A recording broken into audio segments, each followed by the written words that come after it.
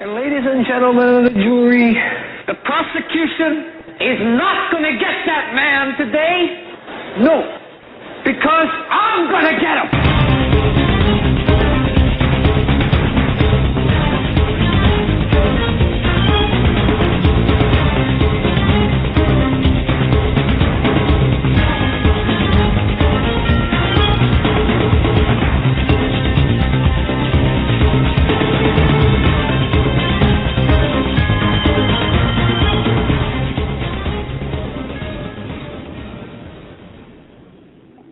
This is the Hagmann and Hagmann Report for today.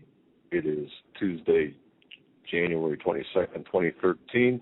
I'm Doug Hagmann. Along with me is my co-host, my son, Joe Hagmann.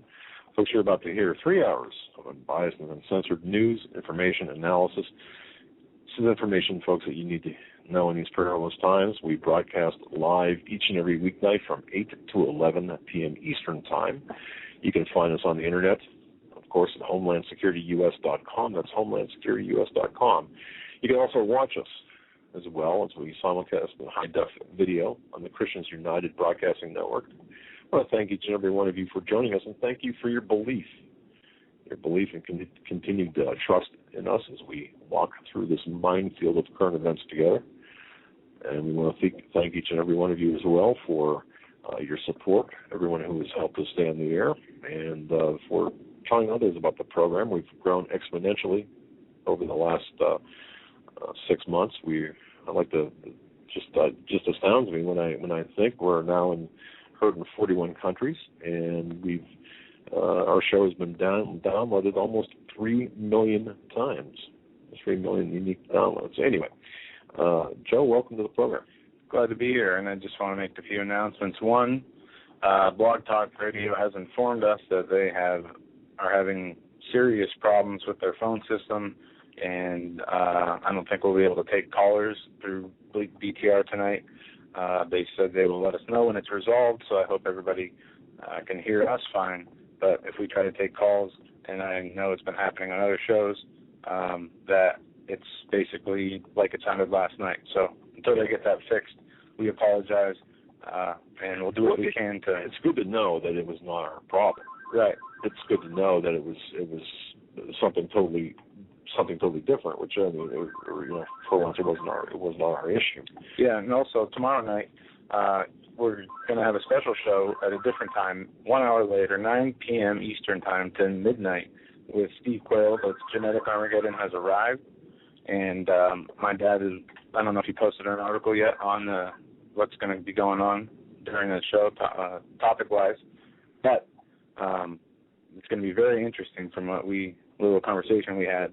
That's right. I'll tell you, I'm excited for that show. I was telling Joe that 2003, Steve Quayle wrote the book Genetic Armageddon, and he sent me a copy on June 3rd, 2004. And I took some notes after I got the book. I take a lot of notes, so there are a lot of margin notes in my book, and the copy of my book, Genetic Armageddon, and some of them I could actually feel the. I remember what I was thinking. I suppose might even be a better way of putting it. For example, the one part was in the book was an entry about how Big Brother would be used on the street corners, and Steve wrote, and this does have something to do with genetic Armageddon. Excuse me, but Steve wrote that the NTS, the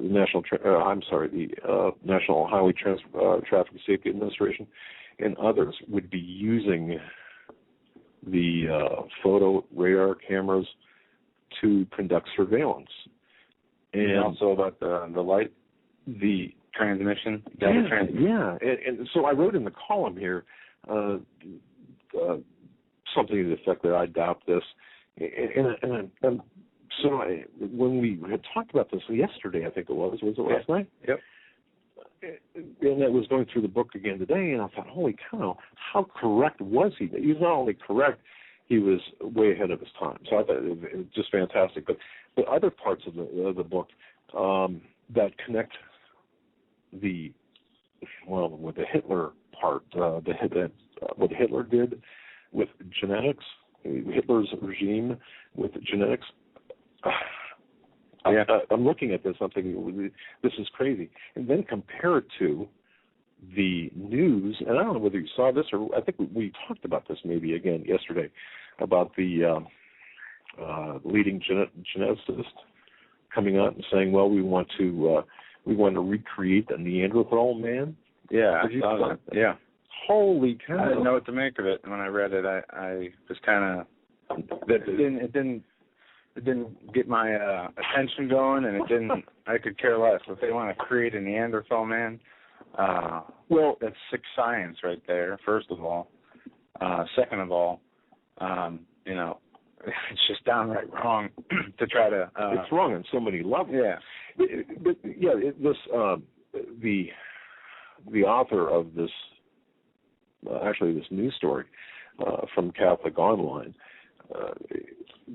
said that it's an idea so far-fetched that it's difficult to even begin to conceive how or why a scientist might manage to clone and produce a Neanderthal man. And the author of the article,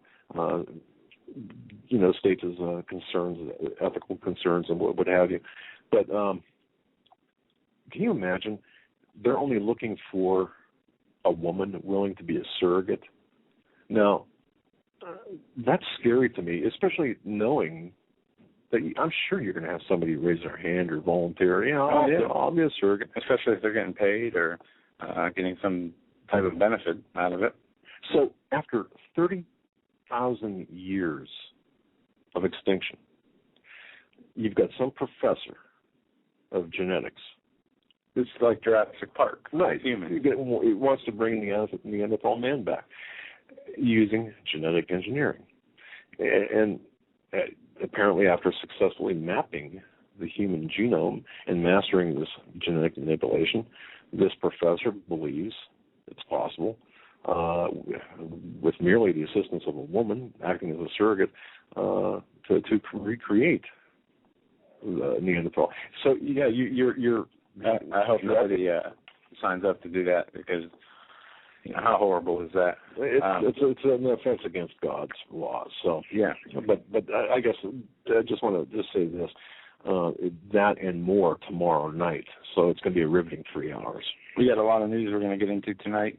I'm just going to rattle off some headlines. I don't want to read a piece that I wanted to read yesterday that was sent to me by a few listeners that was really good. First of all, a senator asked the CIA nominee, John Brennan, the head of the CIA now, when can drones kill Americans? We're going to be talking about that. Also, we're going to be talking about some of the things that are coming out of the Obama campaign, such as Obama closing air defense system on U.S.-Mexico border. Texas and America are now vulnerable to attack from low-altitude missiles and aircraft. In India, police warn Kashmir residents of possible nuclear attack and advise bomb shelters. We have gun control news. Dianne Feinstein is going to introduce an assault weapons ban on Thursday. We have more sheriffs coming out against the enforcement of Obama's gun laws, saying they will not enforce the gun laws that Obama is trying to implement. We also have news of corrupt Chinese politicians buying billions in U.S. real estate. We have in Japan, the Japan Prime Minister says, let elderly people hurry up and die. Yeah,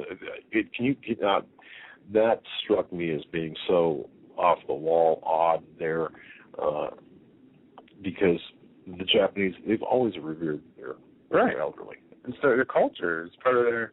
It's like how Americans lived, in the 1800s. Everybody lived in the same one-room house, and they took care of each other from birth to death. The family did, as a unit. This is what we're seeing. We're seeing people being, the elderly, being targeted for euthanasia because, well, we just don't have the resources to take care of you anymore, or we don't have the time, or we don't want to worry about it. And it's a truly sick society we live in when we see these things like abortion and infanticide and now euthanasia, and it's happening in countries in Europe and across the world more frequently than we would know, more than that's reported. But first I wanted to read this. This is written, it's called The End of the World. It's the end of the world again. And it goes, and right on cue, once more, the end of the world is nigh. No longer are men forewarning of catastrophe because of some guy a few thousand years ago ran out of rock and thus ended his calendar. Now it is an asteroid that will do us in. As always, seemed to be the case, it isn't the world that's going around buying helmets and headgear for the space rocks falling on their heads. It's the church or those who profess to be of the household of faith. When we start to believe extra biblical theories in lieu of what the Bible says, we are implicitly denying the word of God by our very actions. The Bible tells us this world will not be done in by an asteroid, a meteor, a giant rock, space junk, or whatever else man has been saying. Yes, there will be signs both in the heavens and the earth, and those signs are already being made manifest if you know where to look. So what's my problem with the apocalyptic mindset? Why can't I just live and let live and allow some good folks to be making honest buck off some titanium helmets? Because these things distract us from our primary purpose as believers and saints of God and children of promise. Whether it's 88 Reasons Why Christ was to return in 1988 or Harold Camping's May 2011 Miss, the Mayan calendar, Nibiru, space aliens, black holes, or Grandma's toaster, whatsoever serves to distract us from the pursuit of Christ and living out righteousness and holiness in our daily lives must summarily be rejected and exercised. If the enemy can keep us from growing in Christ, if he can keep you distracted with looking behind every bush and under every rock for either the end of the world or some demonic entity or another, he is one. And it goes on from there. It's a really good article. It's called the site is Homeward Bound, and it's the end of the world again. But I would continue reading that because it has a lot in there that is true. I mean, our number one focus must be the word of the Lord. I read that yesterday or the day before. I'm not sure when that came out. I wasn't. It's something we don't have. I mean, we don't mention it because I'd like to think I practice that, more than talking about other things. And in my personal life, I do. But coming on the radio, we talk about a lot of news events because they're important.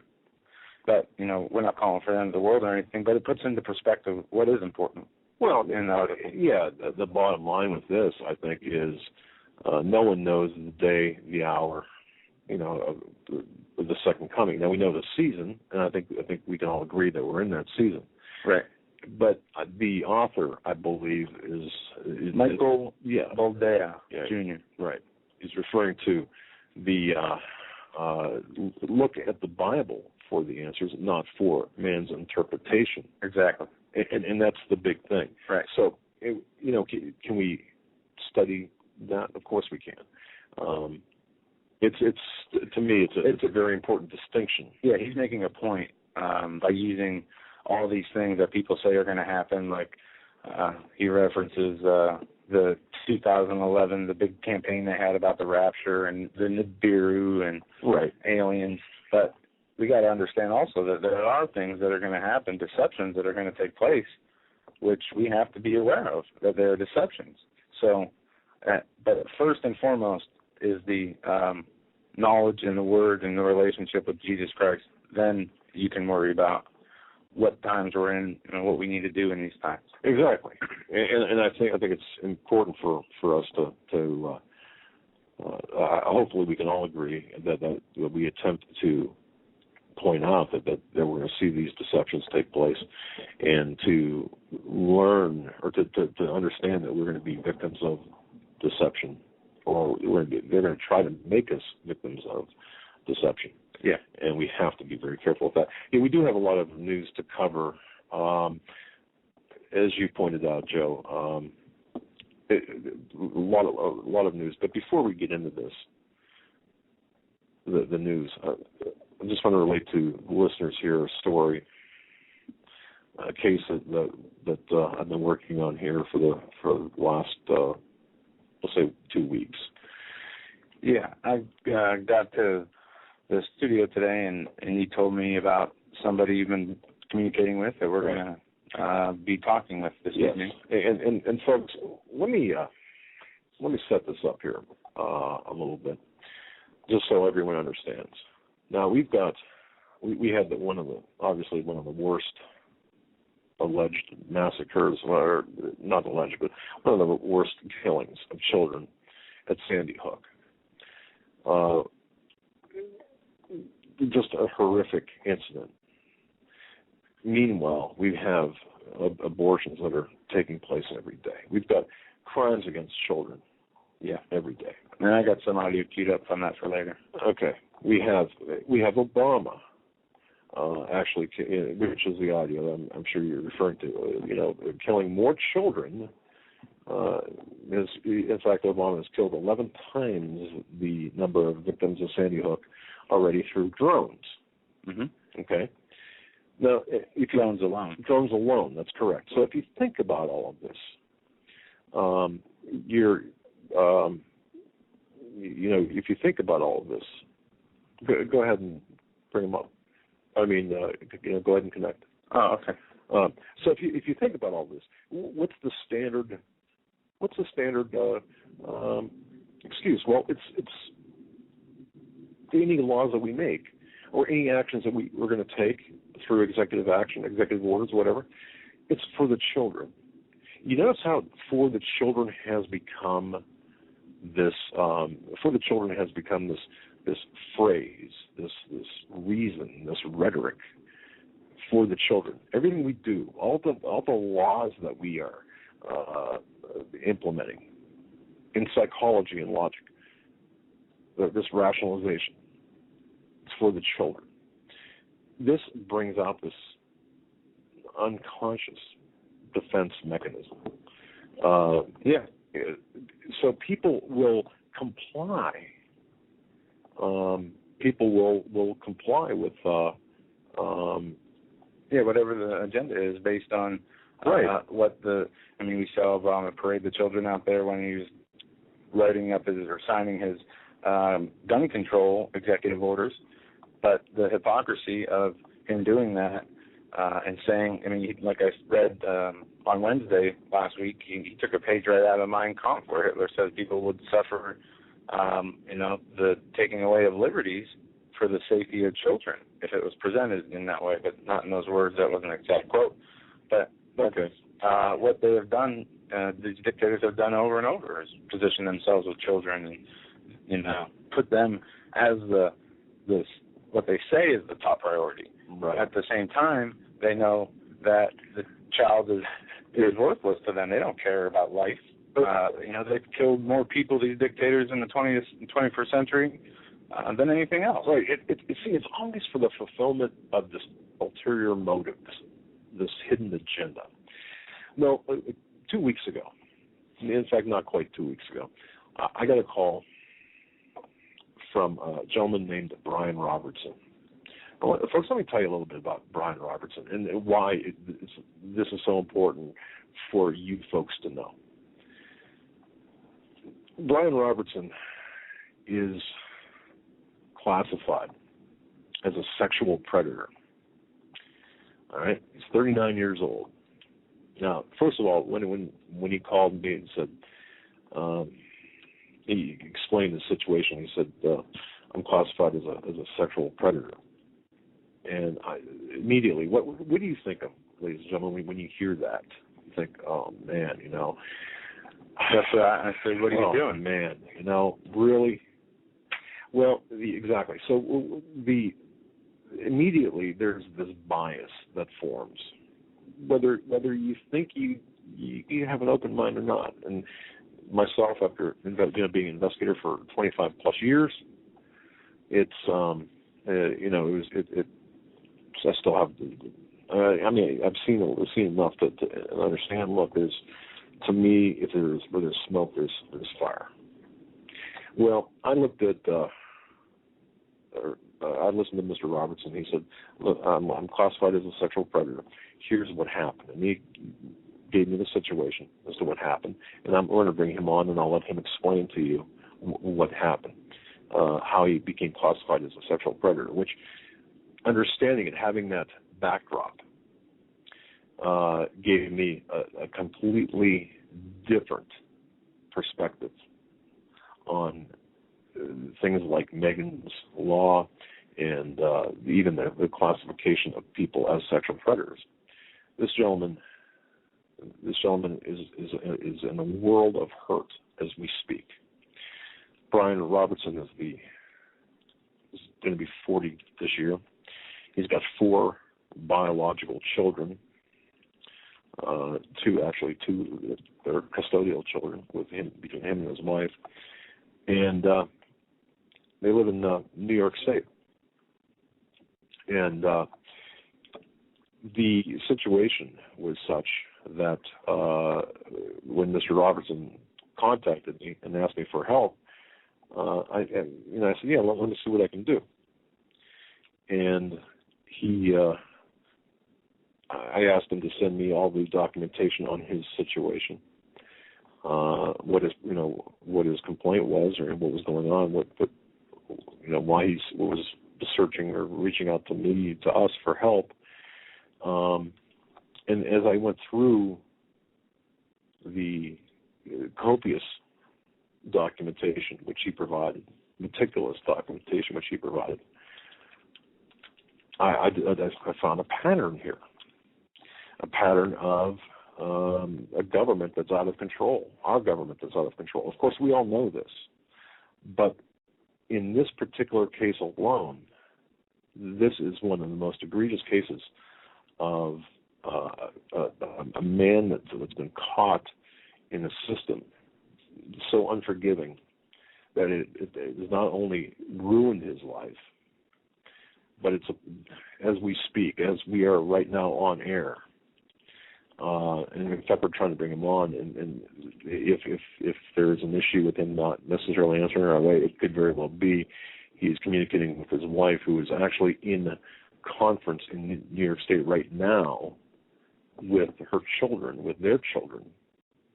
No, he's trying to get on, and Troy, I just sent you the contact, and I hope they connect, if you guys connect to each other, and then you can bring him on. But we're going to bring him on, but folks, you've got to listen to his story, because this the situation that Mr. Robertson finds himself in is a situation we all could find ourselves in. And you might think, well, no, wait a minute, no, that's wrong. I'd never find myself in a position of ever being classified as a sexual predator. Well, you might think that, and in fact, I believe that. Until you start looking at the, exactly how little it takes for the government to open a file on you and to start probing and investigate, and even on hearsay, or even on even on the slightest, the most loose allegations, and then how the government or law enforcement. And this is important, too. As we see law enforcement, the gloves come off. Law enforcement, and coming after the people, especially Christians. And this is another component to the story, the Christian component to the story. And I haven't heard this story really in whole, or I've heard parts from you, but I'll be learning with the rest of the audience and listening. And yeah, that's right. So I'm on my deathbed, and I'm just kidding. You sound a lot better today than you did yesterday. I'll tell you, I feel 100% better. Even today, I've taken, I think, half a bottle of the Dayquil thing. Now it went from the flu now to just a nagging cold or whatever. But throughout the course of the day, I feel like I'm a new man. But anyway, Mr. Robertson. After relating to me all of the information up front, and then allowing me the access to all the documentation, which a lot of it was was pretty ugly. the allegations were ugly. But after going through it, I realized that, folks, this can happen. Like I said, this can happen to all of us, any of us. Either, well, maybe not 100%, but for this particular exact manner, but certainly there is that possibility. And as we see the police departments, the law enforcement, the government's acting with less restrictions, we have to be aware of what could happen. Even if you're listening to this and you're older and thinking, I'm beyond that stage. Well, you've got kids maybe, or you've got grandkids, or people of that age. It's important to understand what the state governments and federal governments are doing. The federal government is doing to split the family, not protect the family, but to split the family. Right. All in the name of all in the cause of for the children. Now, that said, it's my understanding we've got Mr. Brian Robertson on. Mr. Robertson, are you there? Yes, I'm here. How's my audio? I don't know, Joe. Does it sound all right? Sounds all right. Okay. So let me make one correction here. All right. And I think you did it by accident, which most people do. I've never been classified as a sexual predator. I'm treated like one, though. There's a big difference. Okay. I'm sorry. And words are very important here. So you are classified as in North Carolina, I was under a 10-year registration rule. After 10 years, I can petition the court to be released from registration. Well, being I'm not in North Carolina, each state has different rules, which I have learned that. Okay, in Pennsylvania, when I lived in Pennsylvania, because North Carolina had a notification system, and I'm sympathetic, the notification system across the board in North Carolina was if a sex offender's in the neighborhood, they would let schools and daycares know that you're there. So because they did that notification system, Pennsylvania automatically put me at a level 3, didn't classify me as a predator, but treated me like one. They went door to door, passed out flyers, let them know I was there, had no problems. Yeah, people got a little skittish at first, but they realized, wait a minute, this guy's never caused no problems. They never really bothered us. And until New York, they classified me as a level 3 with no designation. No designation means you're not a predator, you're not violent, you're not anything, okay? You're just level 3, which is supposed to be the worst case. And that's where the nightmare begins.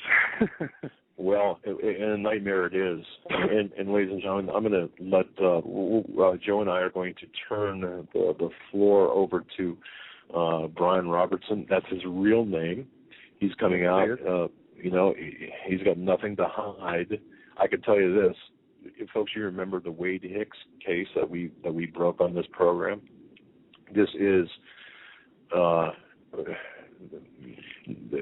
Wade Hicks and TSA. This is Brian Robertson and the state of New York, or the I don't know, pick a state, and Children's Services or Children's, what is it? Children's Services, Child Protective Services. Thank you. Mm-hmm. So we're going to turn the floor over to Mr. Robertson. Tell us your story, and just go at it.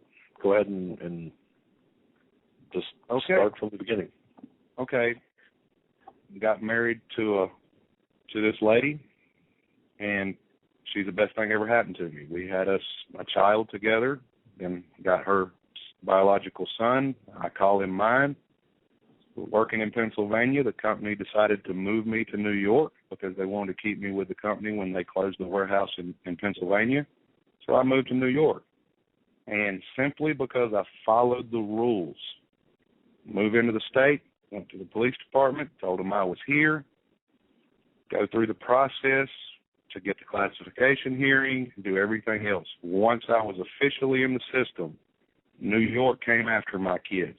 They've been trying ever since to take our children from us We've done nothing. Their whole original allegation was simply because I was in the house.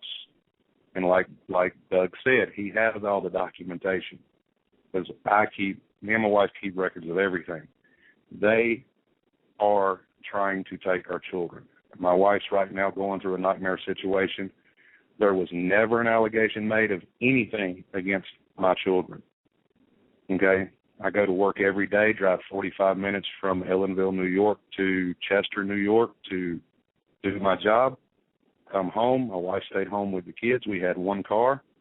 On my 2 days off, my first day off, we would go shopping together. That was the one day I hate shopping.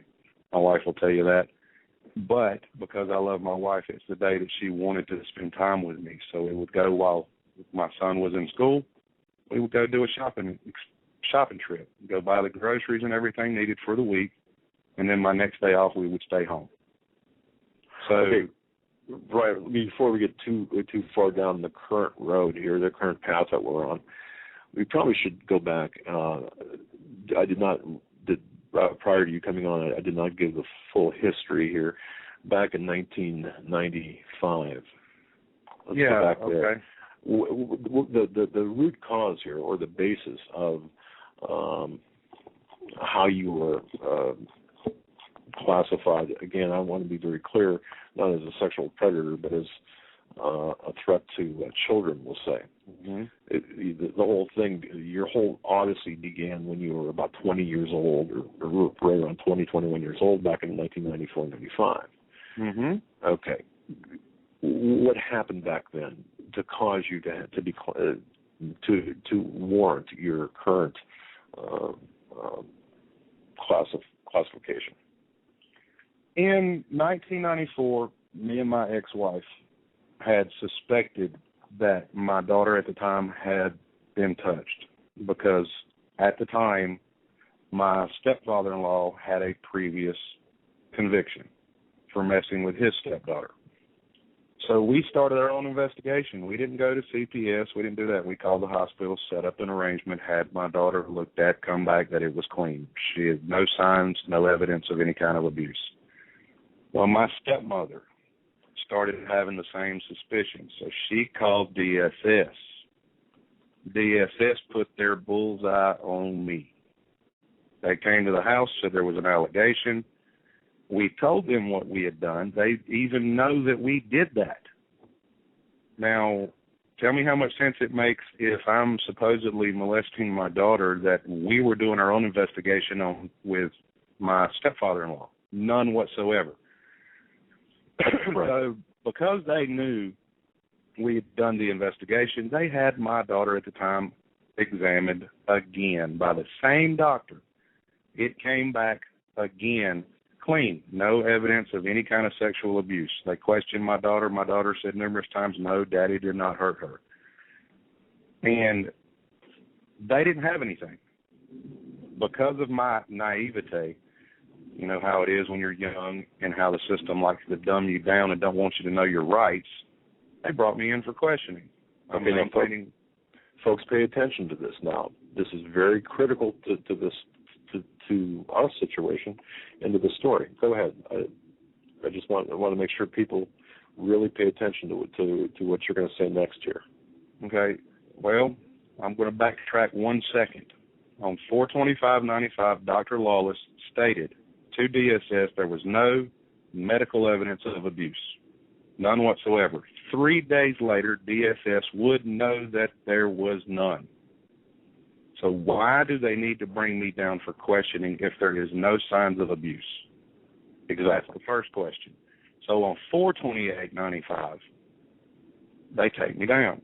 They hold me there, tell me, oh, you can leave anytime you want.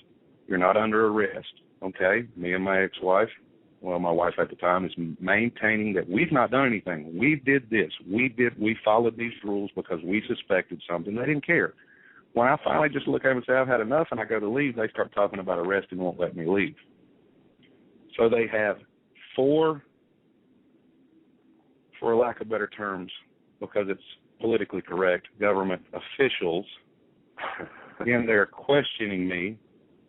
I'm young, don't know what my rights, don't have a lot of family support because I'm young, I know better, that type deal. So it's not like I really talk to my family a lot, so I don't know who to call. I'm scared out of my mind. So they coerced me into a confession. And that's what they used to arrest me and put me away. And for the record, ladies and gentlemen, I've gone through the documentation, and all I can say is Mr. Robertson was placed under incredible pressure by these, I'll say, police officers, because I know that there's a mixture of both police officers and child welfare workers and what have you. But if you can imagine, here's a young, naive young man, 21-year-old man, just being hounded by these police officers and threatened with arrest. But then you capitulated. From what I was looking through here, it would appear that they said, look, if you just take the easy way out, things will go easier for you. Oh yeah. They started making promises. Hey, if you admit to what you've done, we'll get you counseling. You can get this behind you, get back with your family. And because I'm afraid of what's getting ready to happen if I go to prison, because I didn't. You got to realize something. The 1995 DSS report that I sent you, right? I had never. It was the unicorn. Yeah, I didn't know it existed. Never seen it, never had it, never knew it existed until New York came after me because they went back and got it. Right. That's right. a Brady violation, because if there's any exculpatory evidence to prove your innocence, the prosecution's supposed to turn it over. Well, I kept everything that I had back then. I had never seen this report. And I've maintained the same story for 17 years. My ex-wife, she has said the same thing. When I got this report, you ain't the only person I sent it to. My dad got it. My ex-wife's got it. My ex-wife and my present wife are friends. My daughter back then got it. I sent it to my sister, my brother. I sent it to everybody. I said, see what I told y'all? Here's where it says it. So as the police were hammering you for a confession, they had a document saying that your daughter was nothing, right? Yet they were still going after you for a confession, which they got under duress, and then that subsequently made you this sexual monster, if you will, and that's a perception now. It's not a legal classification, obviously. So now you're branded. Okay, now you in your attempt to cooperate and out of fear, you go ahead and confess. And of course, you'll take the counseling and whatever. But what happened after you confessed, in quotation marks? October, roughly 26th of 95, they arrested me. They put me in jail, take me to trial. Remember, I never saw this. I don't know what they got. They made everything out to look so bad. My public defender's saying, hey, you better take this plea bargain because they're going to put you away for a long time if you don't. So me not knowing how the system works, I do that. Okay, I take a plea bargain. Sure. I do my time, and I get out. And, by the way, I'm going to speak on something else right quick. I heard your show from the beginning. You was talking about Hitler. I'm going to bring this a little closer to home. You've probably spoke on this before, but Hitler followed a certain logical progression. What are we following? That same progression. Hitler enacted his own brand of sex offender laws, right, in the 1930s. What did he do? It got a group of people that he could hide laws under to get passed that would take away everybody's rights. He did that first. Then what did they do? Came after the guns. What are we doing? We got our sex offender laws. Now they're coming after the guns. What happened after Hitler did all that? Hey, it's going to happen here. Which, we've had conversations about this, you and I. I got to tell you, that's absolutely correct, which is why which is why I'm glad you're on tonight, because people need to understand. They need to see the template that's being used, and you, of course, you're in the hot seat. So, but go on, continue with your story. So you're in prison. Yeah, I got out of prison for that conviction. I got 2 charges. One was suspended it was a 5-year. The first one was a 14-month active sentence. No, take that back. 3-year active sentence, cut in half. I did 14 months. The other part of the sentence was a 5-year sentence, suspended for 10 years with probation for those 10 years. Okay, so I get out, get back on my feet, get a job working at McDonald's, living with my mother, following the rules, and I meet this lady, and we start dating, and she's got a shop, and we got a new trailer, new car, everything's going great. I'm like, wow, cool. With my background, I feel like I'm being a success.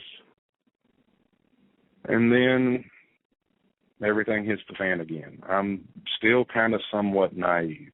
And people are saying, how can you be that naive? Well, I'm one of those people that believe in honesty, sometimes to a fault. So her family says, have you been to prison? Yes, I have. Hang my head and I tell them what for.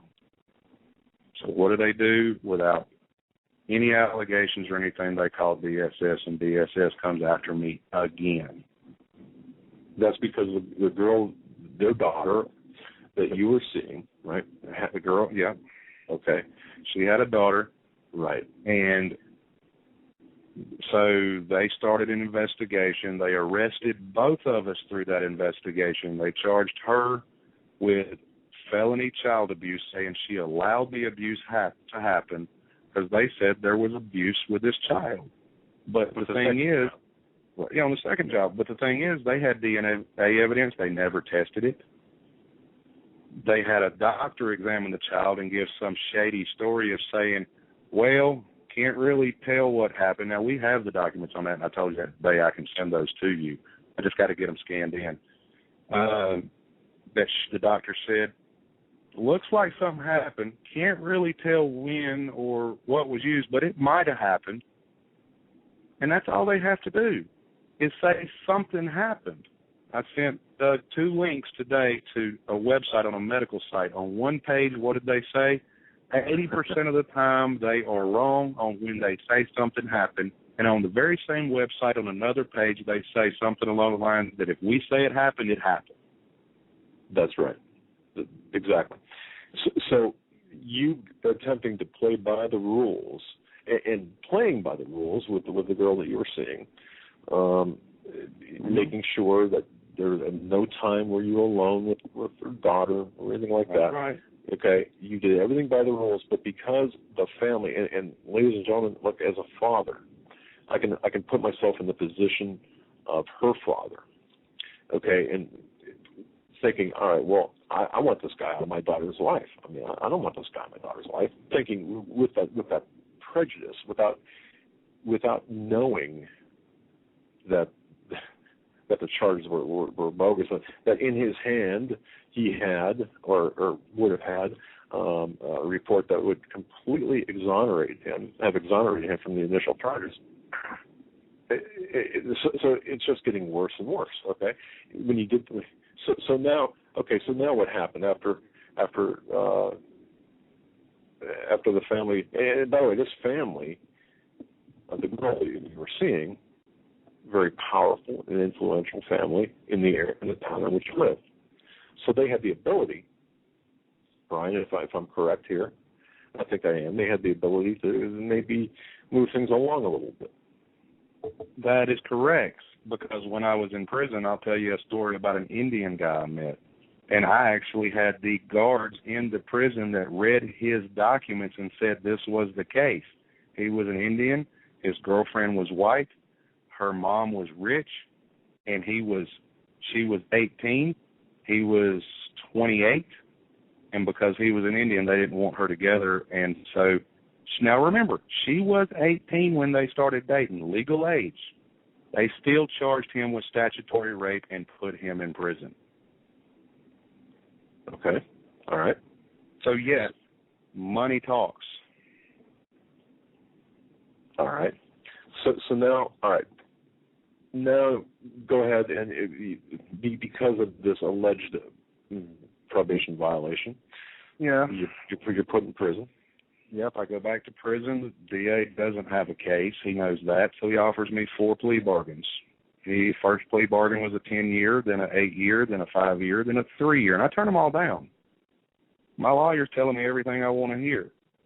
And what is he saying? I've been to a seminar. They can say this and that and the other. It doesn't prove anything, and we can beat this. Okay, no problem.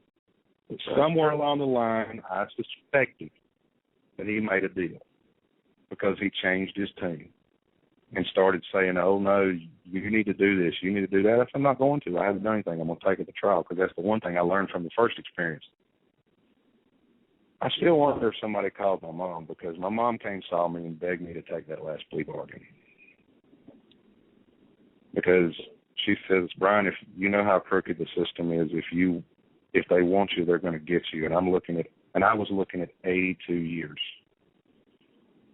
That's how long? 82 years. 82 years. Yes, so I took the last plea bargain after a lot of crying and praying and talking to Mom about it. And yes, I did a lot of praying.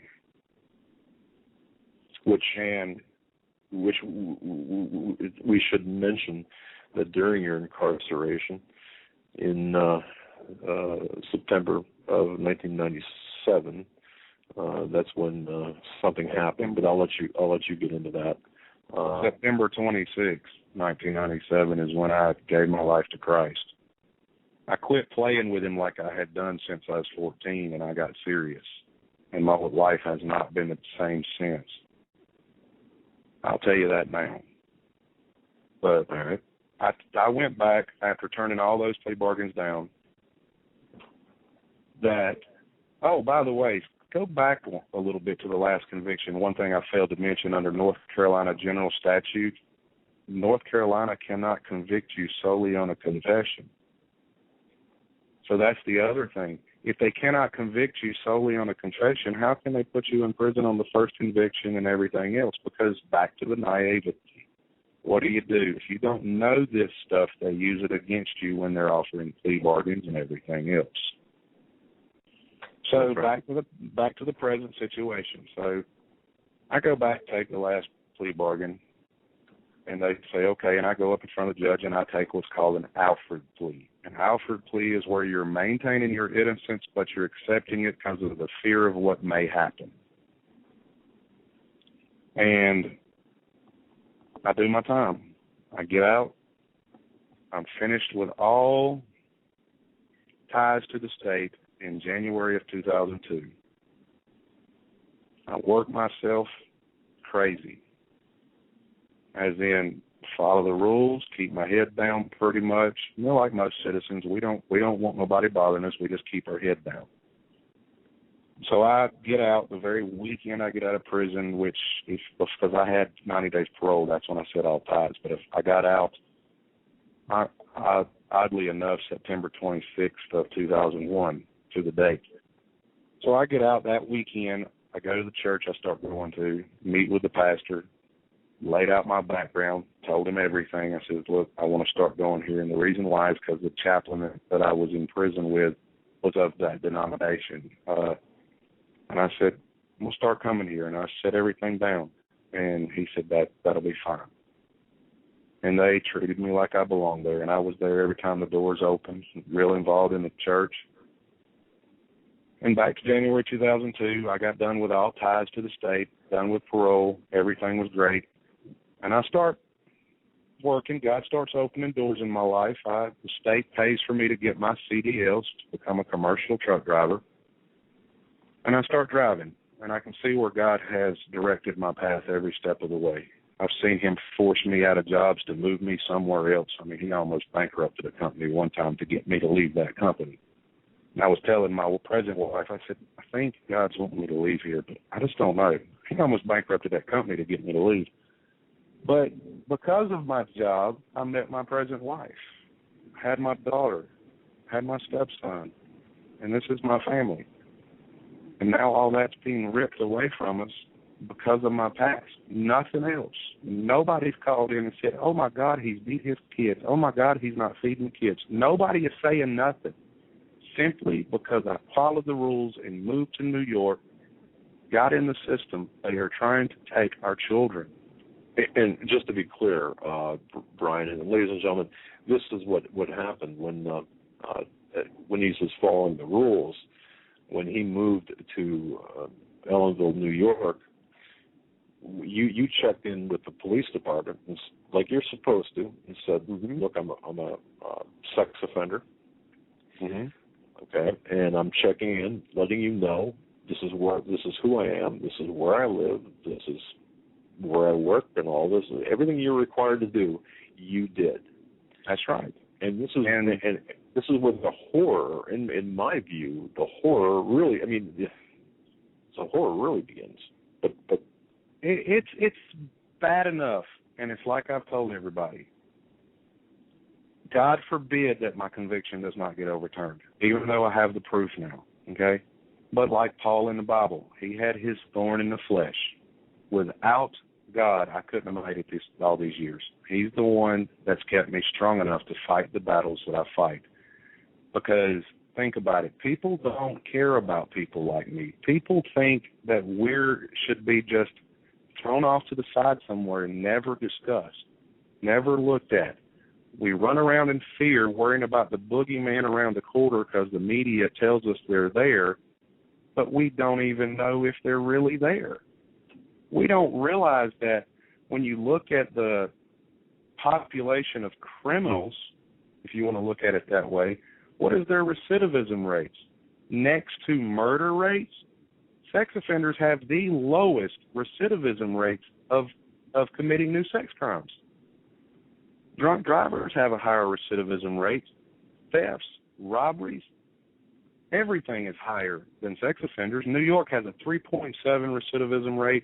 There are studies done on that. Connecticut just put one out last year that was 2.7% for new sex crimes. This thing has gotten so bad. In Wisconsin last year, they charged a 6-year-old with felony sexual assault for doing what kids do when they're little, playing doctor. Right. Now, how are these so-called laws that they're trying to pass to protect children? One, who's protecting my children from these people?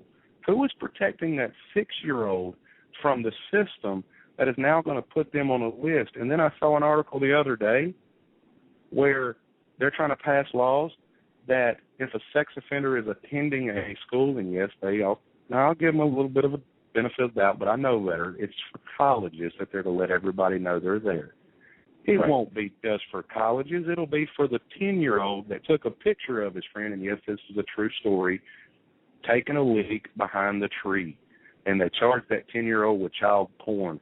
Or the 13-year-old girl, and this is a true story, that took a topless picture of herself and is charged with child porn. And now she's on the sex offender list till she's 25 or 30. This will devastate their lives. Well, and good point. But how this, to me, I was horrified when you told me this. Tell our listeners what happened after you were upfront, honest, went to the Ellenville, New York Police Department and said, this is who I am and where I live. Oh, you're talking about at the motel? Well, just about the posters and about the hotel as well. Oh yeah. Okay. Well, the hotels, when I moved into the state, the hotel freaked out and said, no, he's got to leave, and basically kicked me out. My family kicked us all out. The company put me up in a motel, so that moved me to Ellenville. Once I got in the system on June 8th, the police department put flyers up everywhere. They put them in the McDonald's, the Subway, light poles. The school made copies of the flyers and mailed them to every single parent in the county that had students there. With your name and your picture, your address. Our address, where my stepson goes to school. Right. Now, if this is supposed to be for children's safety, again, I tell you, who's protecting my children?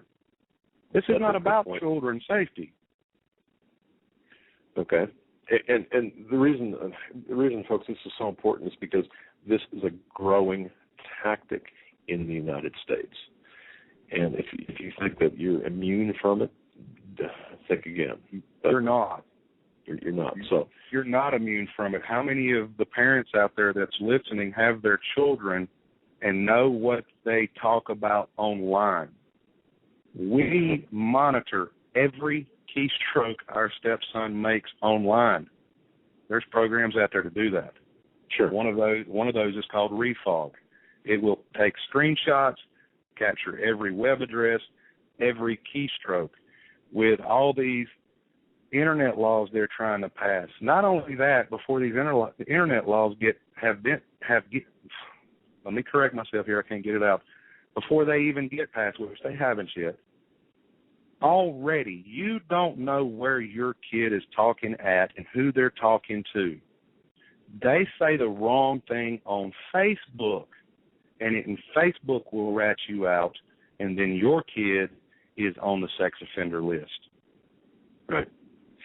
And folks, Brian Robertson, I'm absolutely 100% convinced, as I was with the Wade Hicks, with the TSA, I'm convinced with Mr. Robertson, he is absolutely innocent of all of these allegations. He, as he pointed out, he was naive, and he attempted to go along with the system at the time and thought, well, I'll just take the easy way out, if you will. And I know that's not really an accurate. I'll speak from experience when dealing with police. I've been brought to the police station a few times and told I was guilty of something I didn't commit, and to the point where they didn't care about the guilt or innocence. They figured they had their person without any evidence, and basically said, we're gonna charge you, or and this is the way it's gonna go.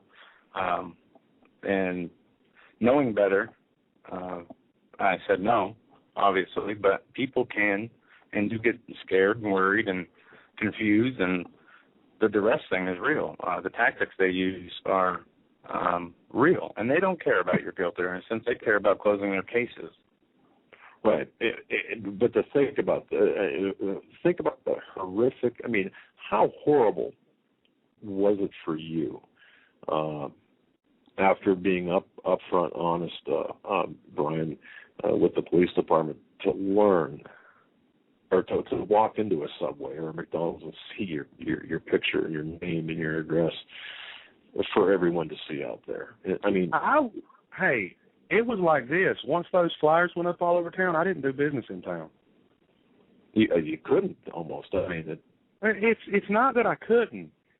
It's how do you maintain a resemblance of being a human being when you're looked at a certain way? I've worked hard to get where I'm at. We're a single-income family. We have one car. Me and my wife, when we move into a state, we have already researched the laws to find out what is expected of my background. So we know. So what we would do was go to a neighboring town and do our shopping, or a neighboring county and do our grocery shopping, because people will look at you like you're a leper from the time of Christ. I have a saying I've told people. When I tell people, I said, I am the leper during the time of Jesus. I am the Jew in Nazi Germany. I am the black man after the abolition of slavery. I am the woman that wore the scarlet letter. I am the sex offender of the day. Society always needs people to ostracize because it makes them feel better. They just don't realize what they're sowing, and what you sow, you reap. Everybody's talking about their rights are being destroyed.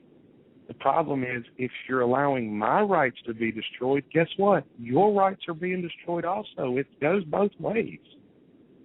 Well, of course. And look, I'll be honest with you and with the listeners. If you were guilty, if I had found, or you admitted to me, or there was documentation to prove, or even even by my standards in this case, because I would put this not beyond any reasonable doubt, but a preponderance of evidence when it comes to child abuse or child pedophilia or any type of those accusations. If I thought you were guilty, I would have a different approach to this. But knowing what I know now, after looking through all of the documentation, folks, this guy did not do anything. In fact, as he stated, he's got documentation to prove that the original charges from which all of the other charges stem were bogus. So this is what we're dealing with. We're dealing with a system that it's out of control. It's not self-correcting, and more than that, worse than that, it's you're looking at a situation that is unforgiving, and I don't know. I think it's incredible. We're going to take a break, Brian, but when we come back, you can relate what's going on right now with your wife. This is a situation that's evolving in real time, and I think people need to know exactly what's taking place and how your life can be adversely affected tonight. Folks, you're listening to the Hagmann Report.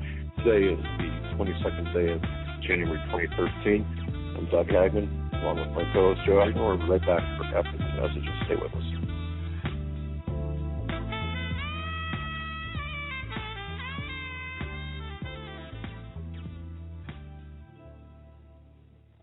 Hi folks, Doug Hagmann here. You might know me as the co-host from the Hagmann and Hagmann Report, or as a frequent guest on Coast to Coast AM with George Norrie. If you're like me, you're tired and confused over today's headlines. You just don't know where to turn for accurate, concise information about really what's going on, what's truly going on in today's society. If you don't know where to turn for accurate, well-researched, and properly vetted news, I've got a suggestion. In fact, it's a requirement. Bookmark Canada Free Press. That's CanadaFreePress.com on the internet. It's just not for Canada. It's for news across the world. Judy McLeod, founding editor, has put together a vast array of talented writers like Kelly O'Connell, Daniel Greenfield, Dr. Eileen Johnson-Powell, a lot of guest columnists, very talented writers. Folks, that's Canada Free Press at CanadaFreePress.com. Now mobile friendly. Follow on Facebook, because without America, there is no free world.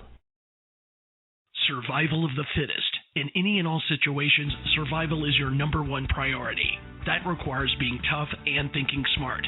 And the folks at Freeze Dry Guy are going to help you do just that. They have the long-range patrol ration entrees, what they call the Brick Pack. When you're in survival mode, it is absolutely the best item for your survival pack or bug-out bag. You can go farther, faster, and carry more food with the LRP cold weather ration entrees. Not only do these long-lasting, durable entrees help sustain you or your family through the harshest environment or situation, they are by far the most delicious of their kind. No contest. With a variety of tasty entrees, you can't beat the LRP Brick Packs. Let Freeze Dry Guy help you in your survival situations. Go to freezedryguy.com. That's freezedryguy.com, or call 866-404-3663. That's 866-404-FOOD. You better wake up fast and listen to this, America. The Obama campaign has launched attack squads disguised as truth teams dedicated to intimidating and silencing all political dissent carried over the internet that criticizes the Marxist Obama. Truth squads specifically focused on covering up Obama's endless trail of lies, corruption, and subversion, and using the Gestapo power of our own government to police and censor the internet and shut down websites that dare to carry the real truth about Obama's Marxist coup. Remember the names of these Gestapo-style agencies at work right there in your neighborhood: KeepingHisWord.com, KeepingGOPHonest.com, and AttackWatch.com. KGB, SS, and Gestapo-style police-state gangster organizations at work to silence the important voices of patriot dissent, some of which have already been shut down by Obama's orders. Adolf Hitler would have been proud. We're the 21st century Tea Party patriots.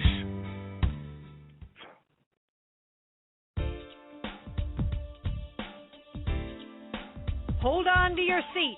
The Hagmann and Hagmann flight is now taking off. Doug and Joe Hagmann have cleared the runway of TSA agents, jihadists, political crackpots, and global elitists. Now get ready for some real news. Here they are, Doug and Joe Hagmann.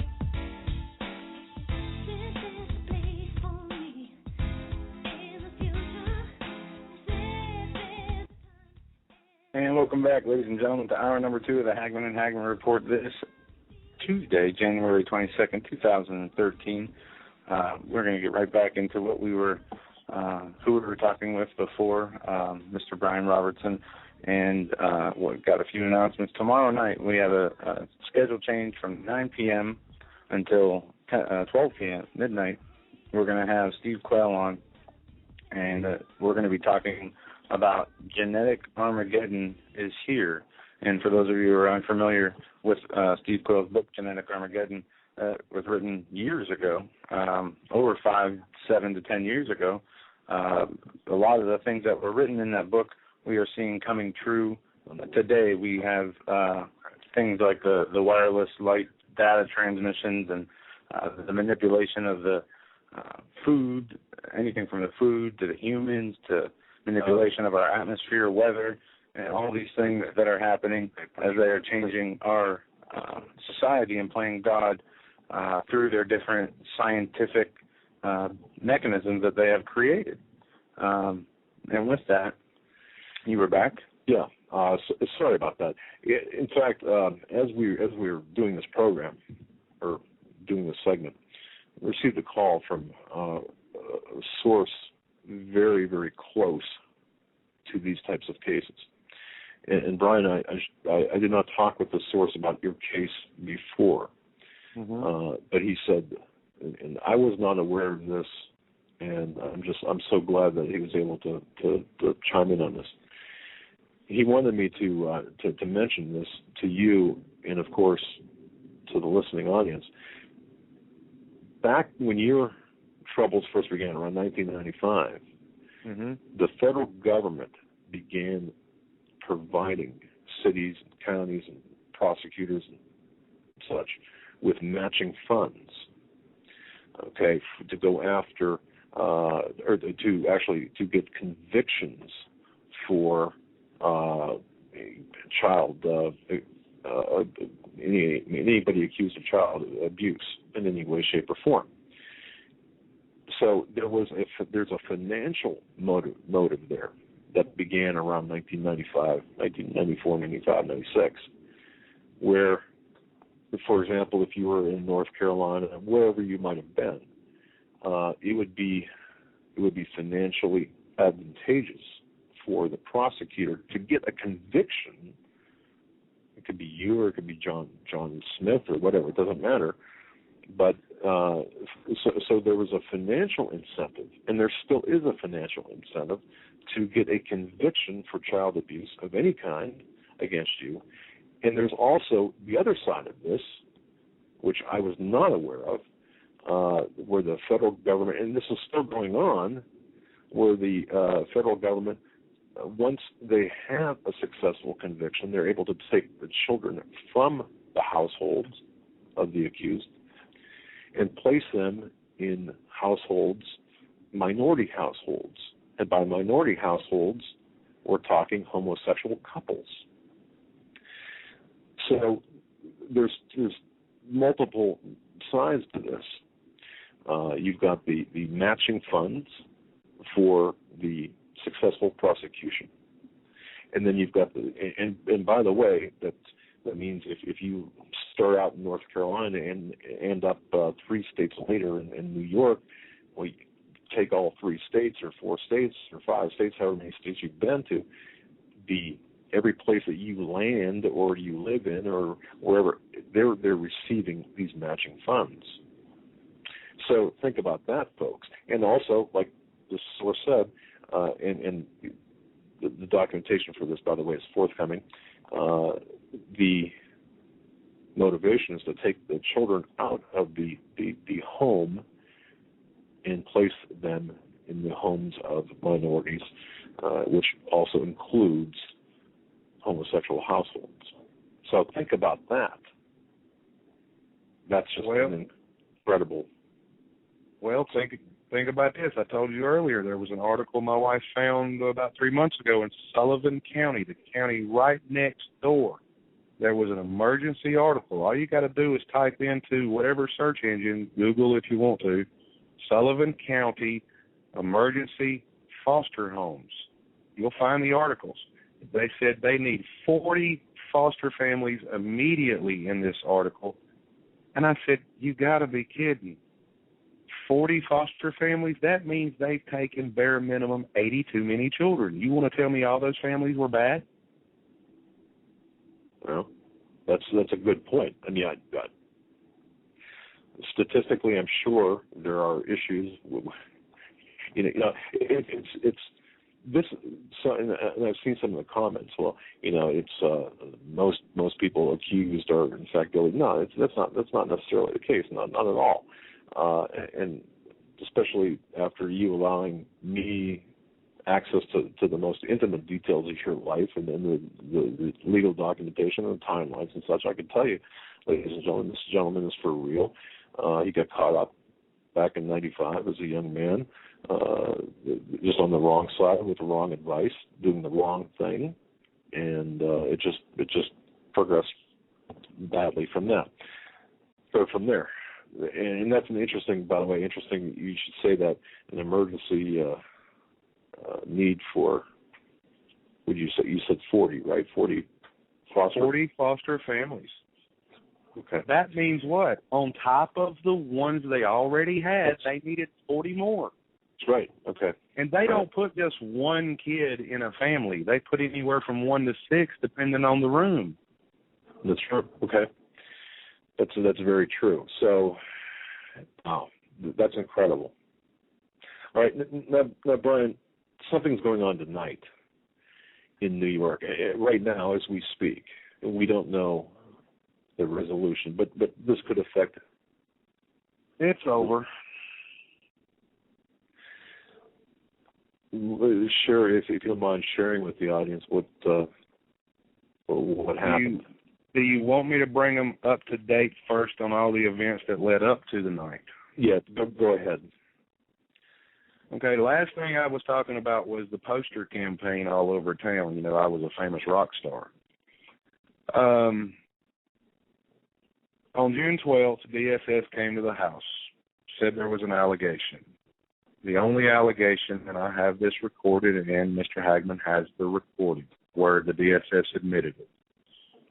The only allegation was defined as other. In the DSS manual, on page 56 of the appendices, the allegation of other is a level 2 or 3 recently released, arrested, convicted sex offender living in the home with a minor child under the age of 18 not having treatment. Okay? That was it. Sex Offender Management gave the DSS my information. Sex Offender Management is run by the Attorney General's office.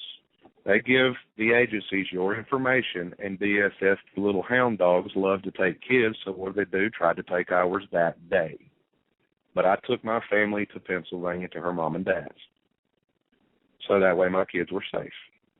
Right? So we've been through an 8.5-month nightmare. I have not seen my kids, so I've missed all that time with my daughter growing up.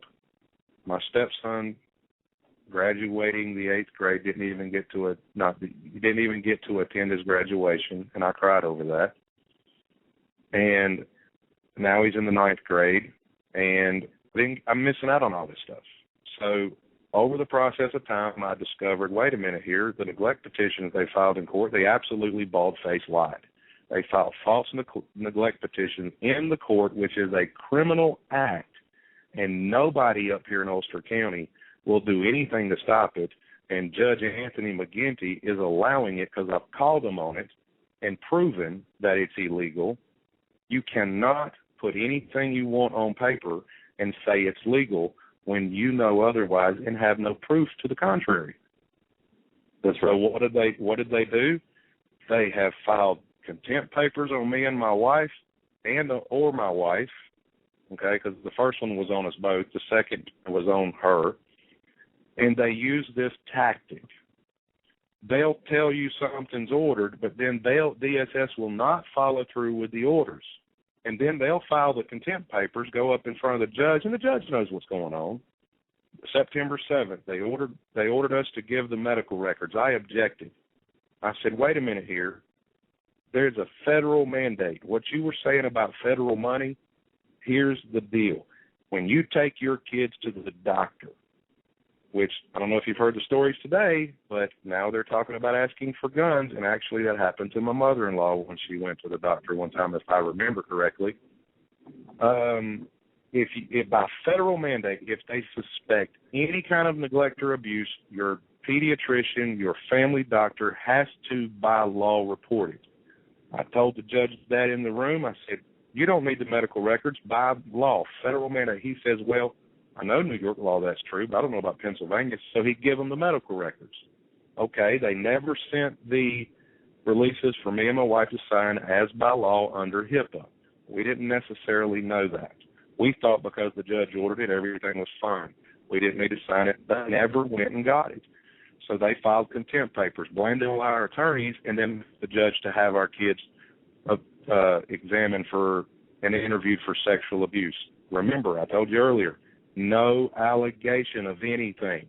So DSS is ripping our family to pieces, okay? We didn't take them. Never got an order from the judge in writing, which is a violation of Article 2, Section 217 of the Family Court Act in New York, where the judge's order for medical exams has to have his signature and or his initials. That was never done, so we didn't take them. Well, they filed contempt papers. This time the judge says, look, I'm going to file papers.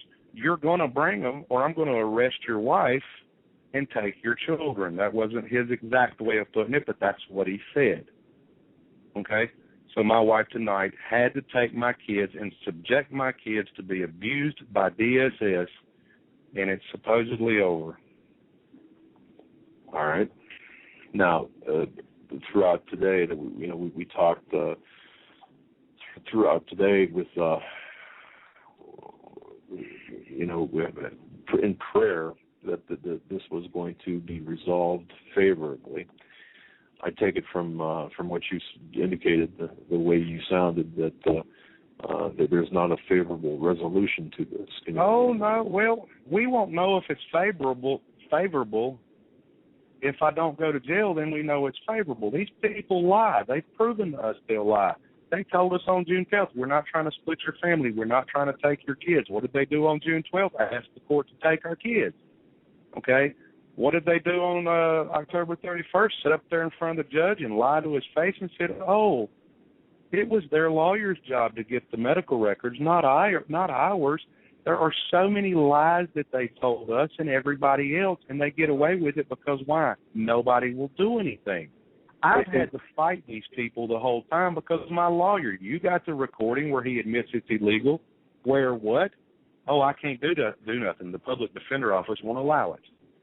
Right. In fact, let me play that right now. I think that's important for people. I think this is important for people to hear. This is you and your attorney discussing that very fact. Here it is right here. Michael Masteri. Now, either there is a law known as defending me. If there is a criminal act that's been done, that's part of the defense. Right. I have to get their opinion as to whether it's a criminal act. I think they would agree with you if it was a clear criminal act. Well, against my wife, it is. Against your wife, it is, yes. Okay, then. But I represent your wife, yes. No, you represent me. Because if hers goes away, mine does too. Because if hers is never there, guess what? Minimum degree of care. So that means what? As representing me, you can go after that. That's we made it valid. It's either valid or it's not. It ain't no may. You give me legalese all you want, but I'm smarter than the average person. No, you are. I'm not trying to get the legalese on this. I'm just saying I just got to sit on my thoughts a little bit. Can we? There you have it. I mean, that disturbed me a little bit when I heard that, the cavalier attitude by your own attorney. Oh, they shut me down today. I sent you the link to the 25-minute video. They shut me down today.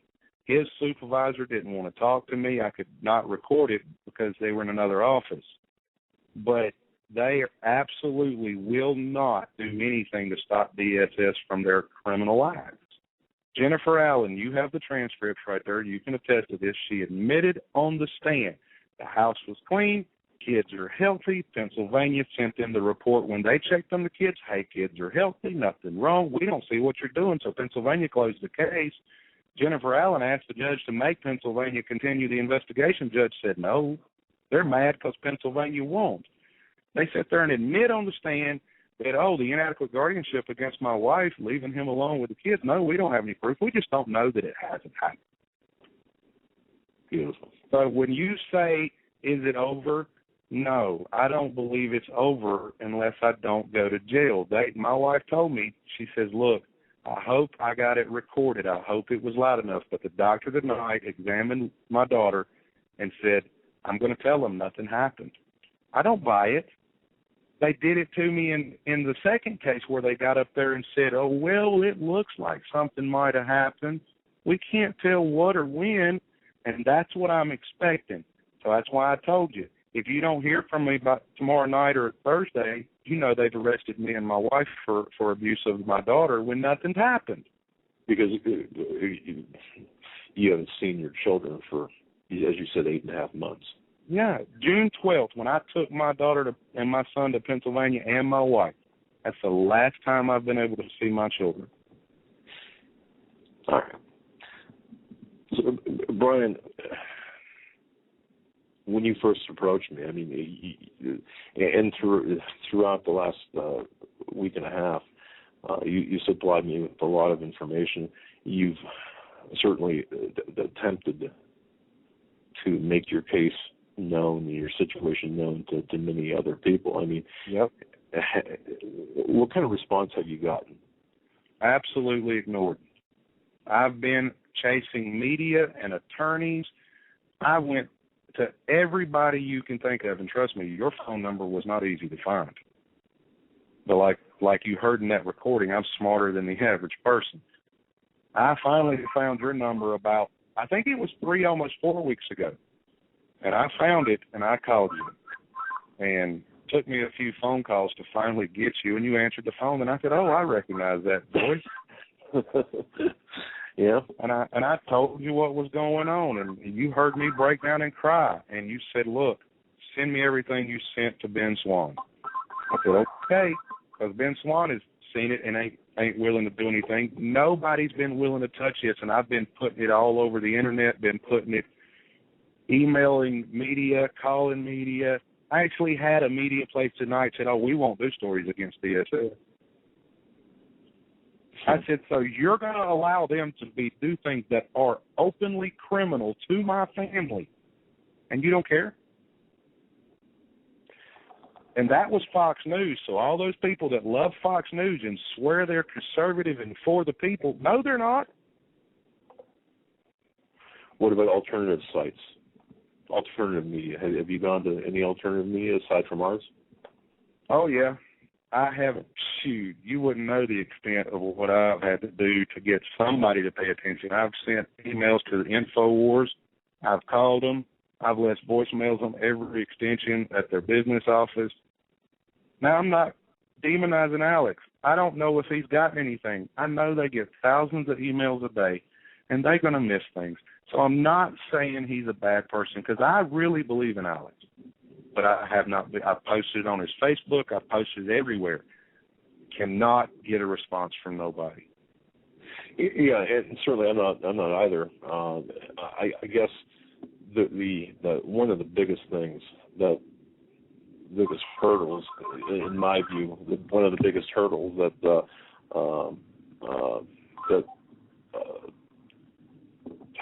I think people have to get over is the fact that just because you're accused, or you're just because you're classified as someone who, what am I trying to say here? Help me out. There's a stigma attached to your classification, obviously. Just a leper. Right. You know, when I first heard, when you first told me about your situation, man, I approached it with an abundance of caution.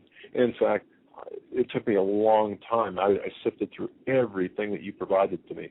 And then, you know, the exculpatory evidence, the fact that was never turned over to me, that's that's illegal, and it's unforgivable. But it just, to me, it surprises me. We have so many people out there who say, well, let's fight the system, or let's help beat the system. But no one does a doggone thing. Well, here's no one the wants deal. to take on the job. Yeah, well, here's something you got to think about. My wife, on her Facebook account, she put an updated thing of events on a group that she's part of. It's a private group, right? She said, everybody give me your opinion, because there's a lot of people in that group that knows what's going on. And here's the thing that absolutely amazes me. What has happened to Americans? Where has the red-blooded Americans went to? Because most of these people were saying what? Well, yeah, it's corrupt what they're doing, but you really got to follow the rules or they're going to take your kids. That's it. What happened to Americans that when corruption happens, you tell them, no, we're going to fight? Because that's what I've been doing this whole time. I've had to fight these people pretty much by myself. My wife has helped in the background. Okay, she has helped me do some research and read some documents. But I've had to write motions myself because my lawyer absolutely denied to do a motion to dismissal. I had to file it myself, and boy, did I get the judge's attention, because he realized real quick, I'm not no dummy. I've read Supreme Court cases on this stuff. I've read 125 New York court cases that span 10 years. Here is the big picture. And everybody that's listening, if you're in New York and you have a family that has a sex offender in the family, New York tried it in the matter of Afton C. They're trying it here. My case is the absolute perfect case for New York to get their way, because they are trying to get the legal precedent that just my mere presence is enough in the home to take my kids. If they get that with me, every sex offender that lives in the state of New York is in danger of losing their kids. Not only that, if they do it to sex offenders, how long before that case precedent, if you want to bring it close to home and personal, now that they're treating gun owners like sex offenders, how long before they say the same thing to gun owners, because you're as bad as a sex offender, now we're going to take your kids. See, this thing don't just stop with us. This thing goes, you know how the government works. The government will take case law and build their case out. They got an agenda. It ain't about kids' safety. No, it's not. Do we lose him? And you've already seen the article just the other day where there was proposed legislation to start making a public registry for gun owners. Hey, guess what? Nobody stood up for the sex offenders back in the 90s. So guess what? They're going to make everybody on a public list. It's going to happen. If you allow it to one group of people, it's going to happen to everybody. That's very well said. And I'm sure I can hear the arguments, you know, the mental arguments, because I know people in my family, not my immediate family, but my extended family, who have been victims themselves of abuse.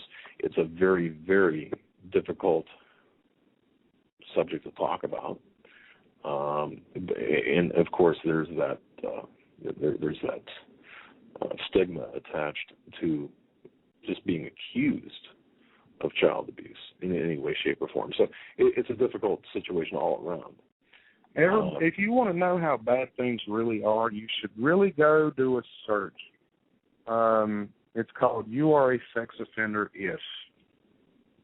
I cannot off the top of my head remember the website. And it's a guy that's in Texas. He is on the registered sex offender list. He's an activist. He's been in the media and stuff like that. He's got a page dedicated to news articles. He's got a news article where a husband and wife, how many of you parents out there that had kids where the husband took a picture of your wife breastfeeding? You cannot see the nipple, but the baby's breastfeeding. Me and my wife's got a picture of Lillian that way. They charged them with child pornography, and they're both on the sex offender list. And if my memory serves me correct, CPS tried to take their kids. Exactly. See, and yeah. They're putting women for breastfeeding in public on the sex offender list, at least making an effort. See, this thing does not stop just because they say somebody molested a child. Right. It's the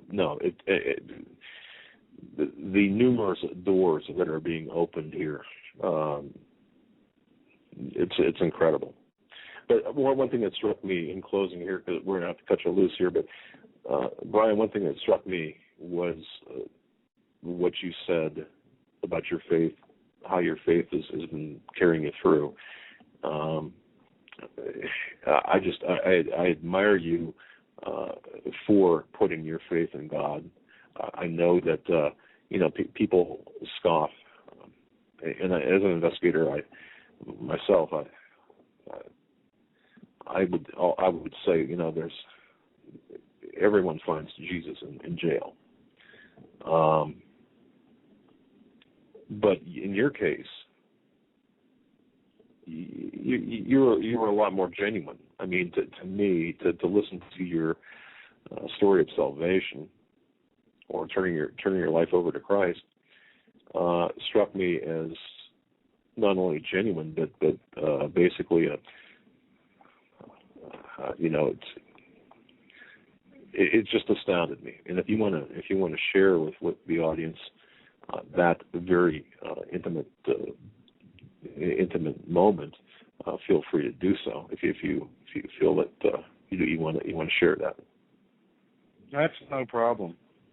Like I said, September 26, 97, I got real with God, and He became real to me. I told my mom when I was in jail, if they're not for God, they're not for me. And God has turned my life upside down ever since. It's been one roller coaster ride after another, but I can look back and see everywhere God has directed my path. The people I've met, I've had people tell me later, you don't know how much you've affected my life, because I speak about the things y'all talk about everywhere I go. And God's given me the ability to relate everything to the Bible. And I ain't nobody special. Look at me. I'm the outcast of society. But God sees something in me that I still don't see. I'm like, why me? But you know what? He's done so much for me that I have a roof over my head. My kids are fed. My wife, she's been the absolute best thing that ever happened to me. And we have the average marriage. We don't always get along, but there is nothing I would not sacrifice for my family, even to my own life if I had to. And the thing that makes me sad is I hear all these people out there talk about liberty, but when it comes to our liberties, nobody will touch it. So all I have is God. And if it wasn't for you, Doug, this wouldn't be going out tonight. I mean, well, you can't get nobody to do anything, and I can't even go to church. If I wasn't working Sunday, because I've tried to find churches, they treat you like you're an outcast at church. They want to chaperone you everywhere. They want to limit the insurance companies that govern churches. Says, oh, now you can only allow them to go to one church service. I said, when are we going to start opening up to people that genuinely want to believe and trust in God and change their lives, even if they are guilty? I thought you said that you found a church that you could deal with, or you could. You're comfortable with. I did, but that was in North Carolina. Oh, I see. Okay. They treated me. It took me a while to earn their trust, and I did everything that I was supposed to. My pastor Rick at that church said, said, man, I've never seen a man like the faith this man has. And he's been a pastor for a while, and that was told to me secondhand, not directly. I had to ask him about it. And I said, Rick, I have no choice. There's no way I could survive this life with what I have to carry every day without God. There's no way. To know how people look at me and treat me, and now knowing this that we are going through when my family has been torn to pieces. Wow. Brian, look, you've got my admiration. And folks, the short time that we spent with Brian here does not even do justice to the documents that I've seen, I've read, I've gone through, that represent just, in my view, a lifetime of misery. And I mean that, a lifetime of misery, because you really, from day one, have been victimized. And I got to say, But the thing is, I sleep good at night. I go to bed. God, when He says in the Word what, He'll bring you that peace and that joy. I sleep good at night.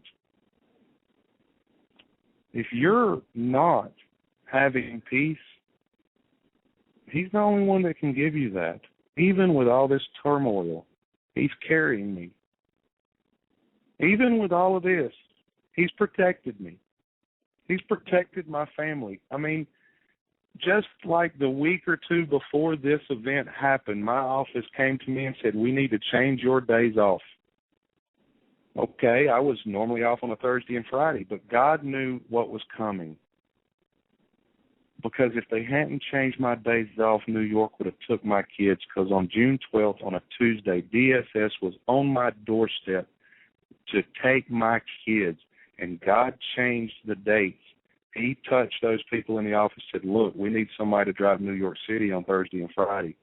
I said, okay, I don't care as long as I get my back-to-back days. So they changed Tuesday and Wednesday, and thank God, because I was able to take my wife and kids to Pennsylvania. If I had been at work that day, they would have taken my children. Wow. God has done things in my life. There's no explanation. You can't say it's coincidence. No, especially not in this case. Not from what I've seen, not from what I've read, not from what you've related. Now, I've got to tell you, folks, I got to tell you, it's very humbling to have or to listen to the information of the narrative of someone, and have a man sob, cry, and say, I'm at my wit's end here. There's no one who will listen to me. There's no one who will help. There's, aside from God, my belief in God, that's the only thing that's carrying me forward. Of course,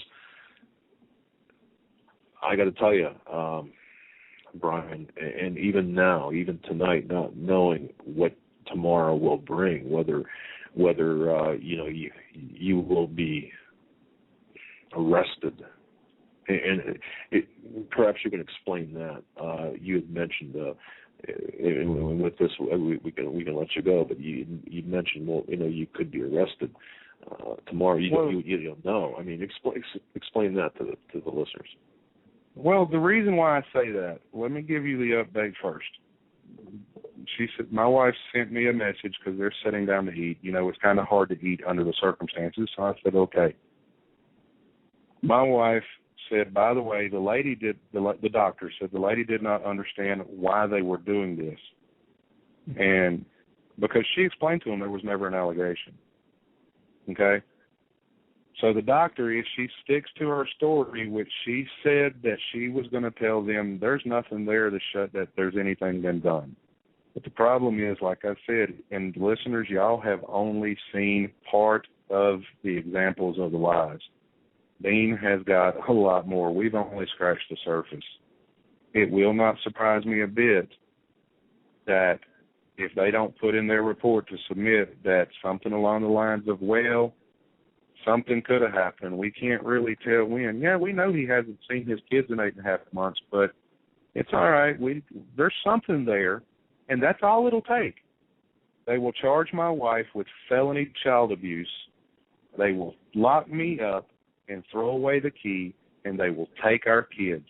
And there ain't nothing nobody in our family can do to stop it, because my in-laws have even tried to take custody for the simple reason to protect the kids. It would have been temporary, and the lawyers in Pennsylvania said, you got to go to New York and petition the court.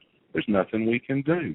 And New York, with all the stuff the judge is allowing in Ulster County Family Court, and DSS committing all the crimes they're committing, even if they do stick to their story and say nothing happens, they want the legal precedent to say it's enough to grab kids. This is not over, even if they don't or make up false allegations and arrest us. This is not over. Pam Jorn, the DSS attorney, one day I looked at Melissa Roach, which Melissa Roach is the preventative case manager. I looked at her after court one day and I said, you don't call us no more. You call our attorneys. I said, y'all think it's all right to violate our rights when nothing has happened? And Pam Jorn, I wish I could have recorded it, but, you can't do that in court. She said, well, you had rights till you became a sex offender. Yeah. Well, that says a lot. Now, of course, we understand the loss of rights. When you become a felon, you lose certain rights and privileges.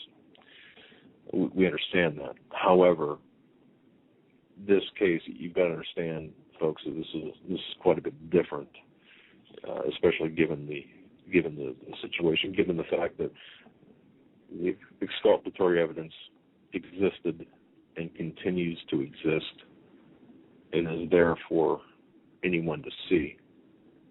It's an incredible story. It really is.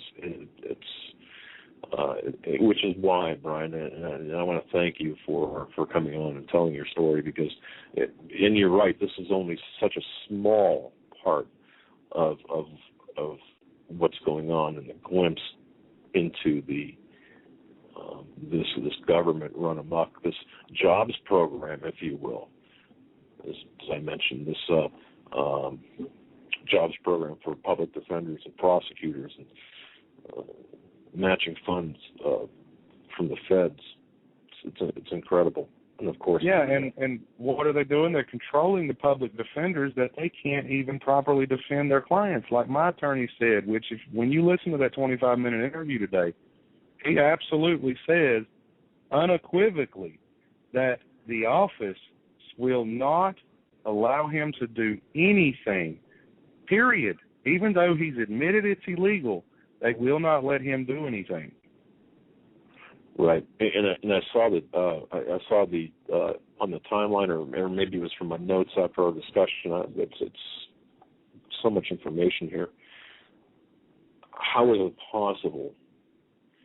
How is it possible for an attorney to be not, or for the public defender not allowed? How is it possible that public defender is not allowed to file a complaint? Because the reason why they're not allowed, this was his excuse, Doug. His excuse is this, that under his contract, he is not allowed to do that because they will not cover him under malpractice insurance. So if he was to get sued by the individuals that work for the DSS, he wouldn't be covered. Okay? So they lock him up financially, which, what does that mean? No competent counsel. Because if he's admitted it's illegal, he has an ethical obligation to go to the grand jury. I've went to the district attorney's office. I went to the police department, told them what I got, and I've been shut down. The DA says, I'm not going to let you do that. I told him, I said, I got the audio recordings. He said, I don't want to hear it. And you know, it just reminds me of the opening of our program, taken from the movie And Justice for All. You know, this is the kind of system in which we are operating, and this is the government that's out of control, and this is what is taking place right now in unbelievable frequency, and it's to me it's just incredible, especially when you see the injustices that are involved in this case, Brian. I commend you for coming forward. Well, here's something I told you today. I had an attorney in Albany, went and seen him. Had a friend get in touch with him, and the guy said, okay, I want to see him. Went up there, we explained everything, showed him documents. He said, you're getting railroaded. I said, yeah, I know. He says, the justice system is broken. Now, I'm paraphrasing because it was a longer conversation than that. He said, the justice system is broken, but this is a free market system, and I need between $15,000 and $25,000, and in a matter of a couple months, your case will be over with. What I should have told him is the reason why the justice system is broken is because you're not willing to fight for people when you openly know what's being done is illegal. That's why the justice system is broken. But say, if you would have ponied up the money, then it would be fine. Oh, yeah. Yeah. So justice is defined by how much money or how much you're willing to pay. I guess you can. Yeah. That's absolutely no. It is. Why do you think all the criminals get away with everything like the bankers? Because they own the money. That's a very good analogy. Very good. Well, Brian, we know they're destroying our economy by criminal acts, but nobody will do nothing because they own the money. So yeah. It's to me. This is folks. Again, you have to understand how deep this is, how deep this goes, how intense this whole situation's been. And here's a guy who's lived it for the last 20 years. And certainly, if you want to ascribe some blame to him for being naive and young and stupid and saying, okay, all right, I'll take the plea, whatever, I'll confess, but under duress, but it was bad advice. And by that simple stroke of a pen, that decision, that simple decision, that simple decision, I shouldn't. It really wasn't simple, but that one moment in time that has caused you 20 years of grief, and knowing that there's evidence out there, exculpatory evidence out there that could put this, shut this down, take away the original charge, everything. And no one's willing to do a doggone thing about it to me. To me, it's unforgivable. And to see the intensity over the last 20 years. Folks, you've got to understand how big this is. Well, here's the one thing I never forget. Even the people that I've met in all these states that know my background, they've asked me the same thing, how do you do it? But the thing I got to say all the time is look at Joseph in the Bible. What happened to him? He would be on the sex offender list. But guess what? What did God, he allowed it to happen. What did it do? It brought me to him. That's true. I can't really be totally angry. I could be running around here angry and spiteful because how much I've been screwed by the system. Why? It brought me to Christ. Well, that's one way. That's my only way, because he's preeminent. He's all there is. I got to tell you, Brian,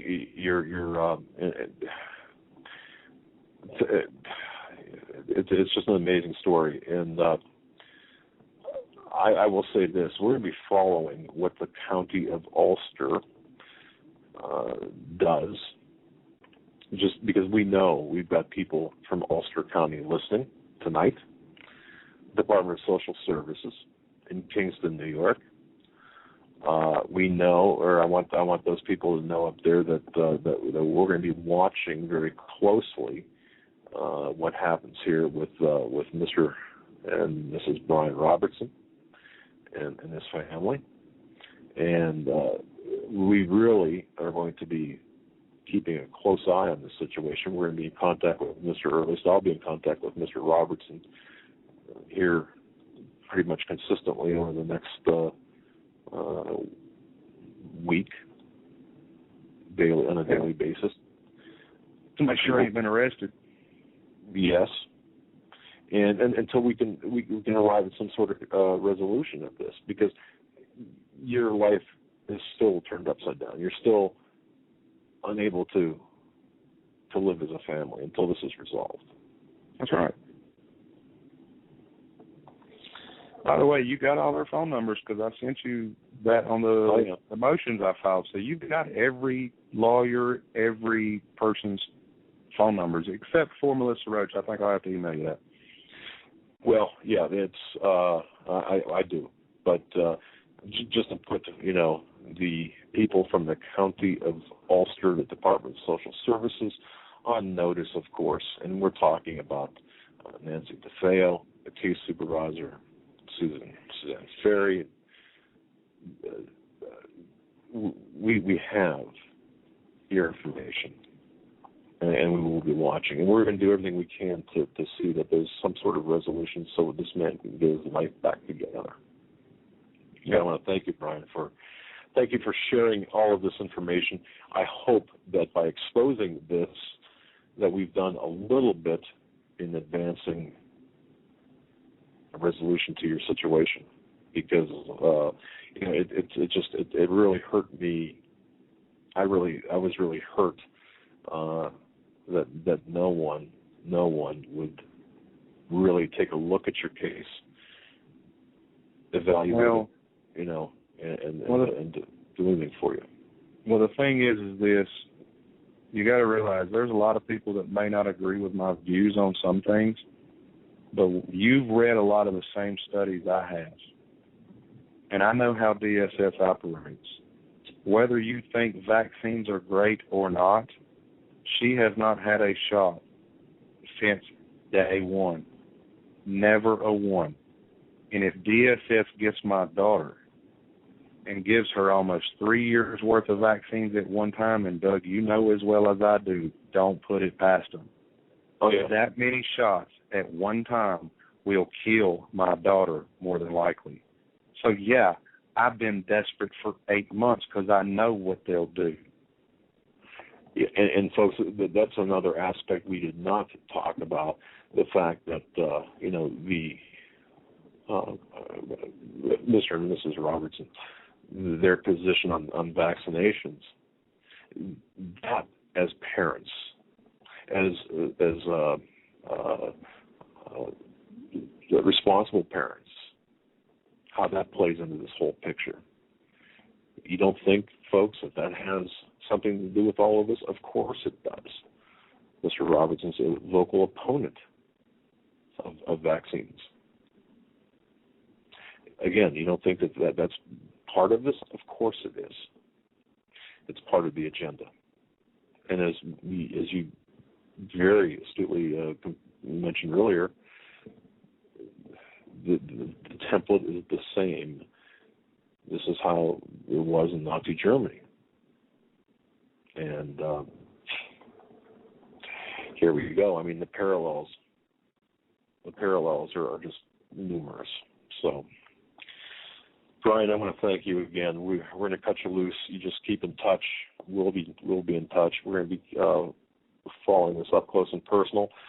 I'm going to be certainly getting this information out as well in print form with on our website and others, Canada Free Press as well. And we're going to be shining the spotlight onto the very people who are trying to rip your family apart. Well, I thank you, brother, and it really means more than you will ever know. Well, you just keep faith in God, and I just want to say thank you very much for sharing. I know it was difficult. I know it's difficult when you're innocent, and I mean innocent, yet accused. It's difficult because people will look at you and say, well, if he's accused, there must be something there, and he confessed, so there's got to be, there's got to be something there. I understand that prejudice going in. I understand that mindset. So it takes a lot for a person, meaning you, to come out and say, I made a mistake, I'm innocent, and of course this is where I'm at now. So, what a story.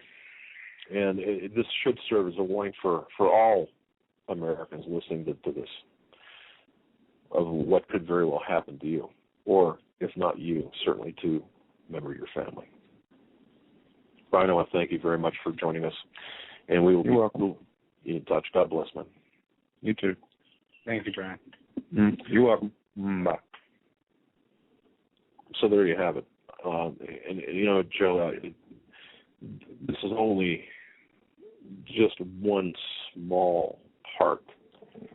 What you heard is only a small part, only the tips of the icebergs, numerous icebergs floating out there.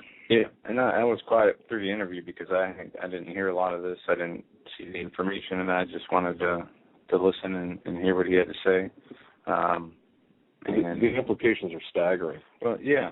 And aside from his case, what they are doing with the new Obamacare laws and the gun legislation that they've passed through executive order and the other things they're trying to get passed, and tying it into the mental health issue, everything seems to be centered around this Obamacare mental health issue, where they can get to your bank accounts, they can get to your personal information, they can get to your, how many boxes of cereal do you have in your cupboard. It's so invasive. And then to be able to decide if you have, they can create new mental illnesses and decide if you're fit based on things that have no meaning on how your children are brought up, if they're, clean and go to school, get good grades. None of that matters. It matters how they perceive you. Right. And it doesn't matter how well you take care of your children.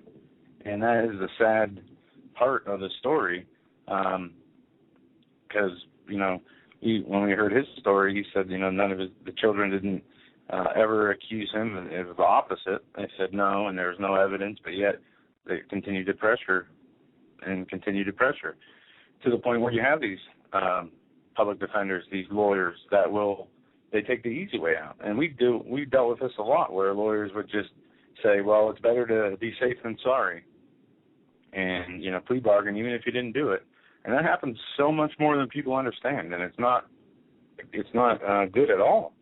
It's not good practice for the lawyers morally. If they know that their client's stating they're innocent to them, and yet they still allow them to take a plea bargain, they're doing something morally wrong, in my opinion. Well, I just real quickly, and I know this really pales in comparison to Brian's story, but I remember about 15 years ago in North Tonawanda, New York, I got stopped by a police officer for going through a red light. And I didn't realize this up in New York State, where you get stopped or you go through a red light, you go to trial. Or you brought before a judge, and you have to plead either guilty or not guilty. Mm-hmm. So, and I mean this, I did not go through that red light. I can guarantee you, I did not go through that red light. So when I stood in front of the judge says, guilty or not guilty, And I said, no, I'm not guilty. I did not go through the red light. He said, all right, we're going to set a jury trial starting at 2 o'clock or whatever it was.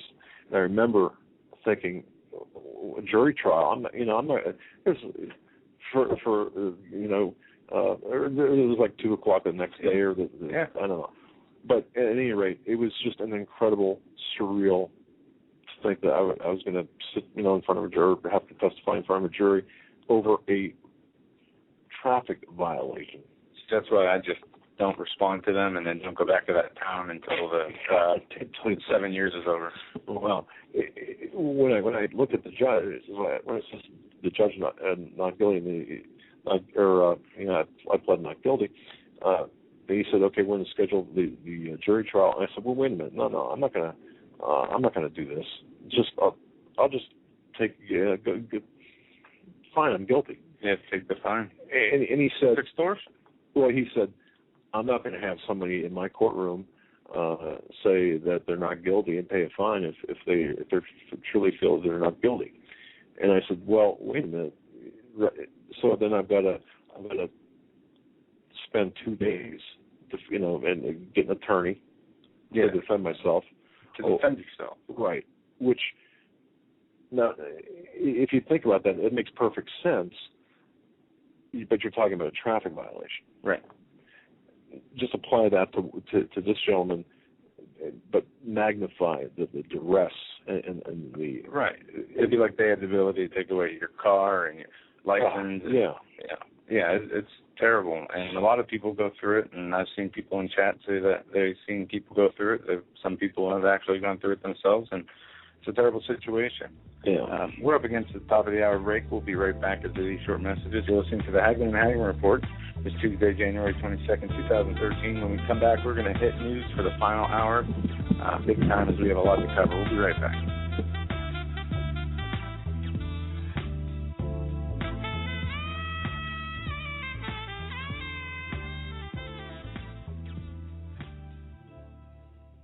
If you're stumped, you don't know what kind of gift to give to a friend or a loved one, I'm telling you, you must go to 4physics.com. That's the numeral 4, PHYSICS.com. This is your one-stop shopping palace. That's the only way I can put it. I could spend easily an hour on this website. Innovative, fun, educational. There are games, books, weather instruments, unique time-telling devices, jewelry, optical devices, laboratory equipment. Let me give you an example. We all know we can tell time with a sundial. You've seen those advertised. Did you know that you could tell time by the stars? At 4physics.com, you can buy a horologium nocturnum. This was a navigational device used in the 15th century by navigators at night to tell time by the stars. It's beautifully crafted in the shape of a pendant made of bronze and pewter or gold and silver. Absolutely a stunning gift. I would be proud to give it to anyone. You must go to 4physics.com. Even if you're not stumped, that's 4physics. That's the numeral 4, PHYSICS.com. It's your one-stop shopping palace. Any problems that you have, I don't know what to get Grandpa, I don't know what to get my loved one, that's unique, you will find it at 4physics.com. Please take my word for it. Go to the website, but give yourself a lot of time because you're not going to want to leave. 4physics.com. Survival of the fittest. In any and all situations, survival is your number one priority. That requires being tough and thinking smart. And the folks at Freeze Dry Guy are going to help you do just that. They have the long-range patrol ration entrees, what they call the Brick Pack. When you're in survival mode, it is absolutely the best item for your survival pack or bug-out bag. You can go farther, faster, and carry more food with the LRP cold weather ration entrees. Not only do these long-lasting, durable entrees help sustain you or your family through the harshest environment or situation, they are by far the most delicious of their kind. No contest. With a variety of tasty entrees, you can't beat the LRP Brick Packs. Let Freeze Dry Guy help you in your survival situations. Go to freezedryguy.com. That's freezedryguy.com. Or call 866-404-3663. That's 866-404-FOOD.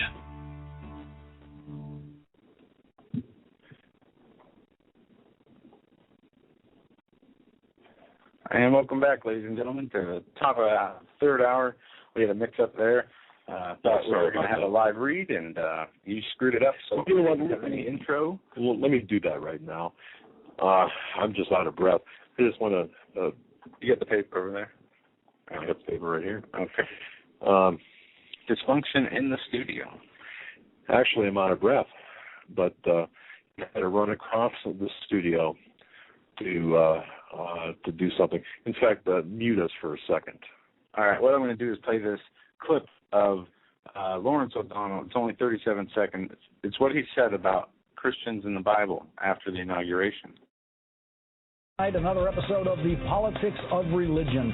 The pastor who was forced to withdraw today from participation in the presidential inauguration because he said homosexuality is a sin, which of course is exactly what the Bible teaches. That very same Bible that President Obama will be holding when he takes the oath of office. Now, if you can't have an anti-gay preacher at the inauguration, why can you use an anti-gay holy book as a prop at the inauguration? Riddle me that. Yeah, there you go. Riddle you that, Lawrence O'Donnell, you're anti-Christian. We have a caller. I want to see if this works. I'm going to bring him on and let you take care of the rest. All right.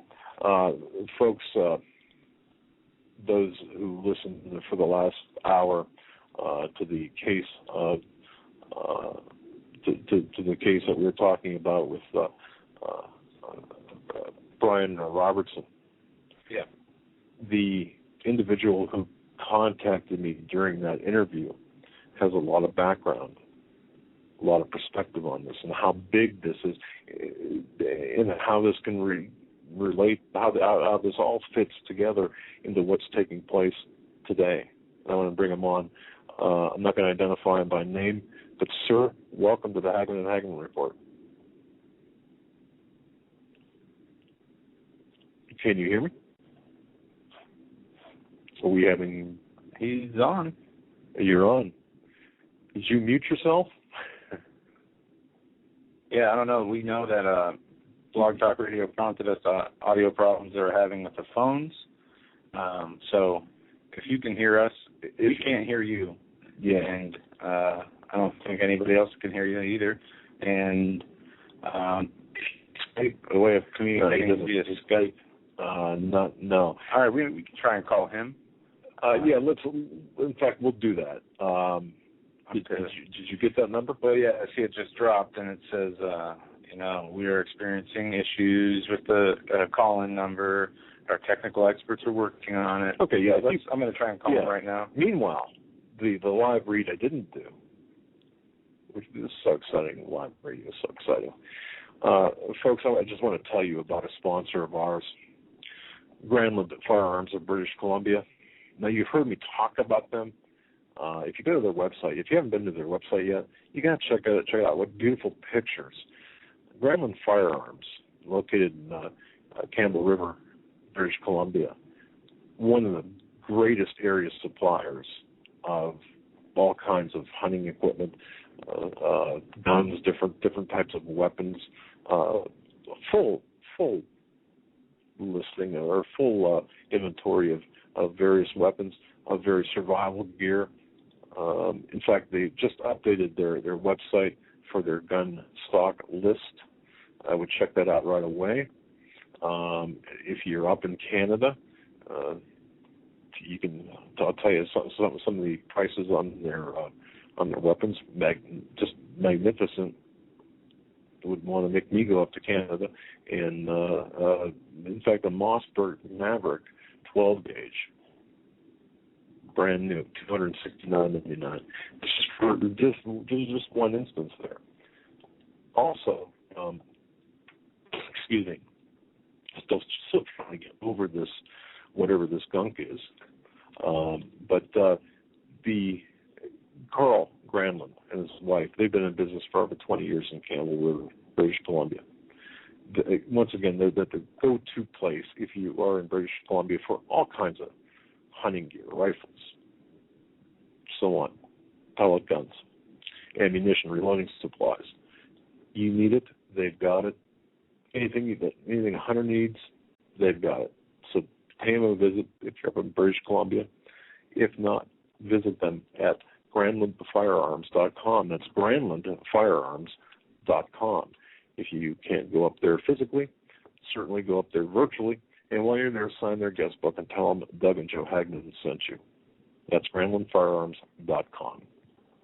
All right. Now, it wouldn't let us call him, but if he's listening, 321-252-8941. You can call that number, and Troy from Christians United Broadcasting will answer and connect you and put you right through to us. It's 321-252-8941. As Blog Talk is going haywire here, saying that you can't have international calls. And, well, we'll leave it at that. But anyway. Yeah, while we're getting him connected, hopefully you heard that, I want to play this bit from Ben Swan talking about the hypocrisy of what Obama did with the gun legislation, executive orders versus the drone strikes. It is a subject the national media, quite simply, are not going to talk about. Over and over during this debate about guns in America, President Obama has said that he believes that action must be taken to protect the children in this country. And he says whatever steps need to be taken, even if they're drastic or dramatic, should be taken if it means protecting just one more child. If the president believes that, does that belief extend not just to his domestic policy, but to his foreign policy as well? This is Full Disclosure.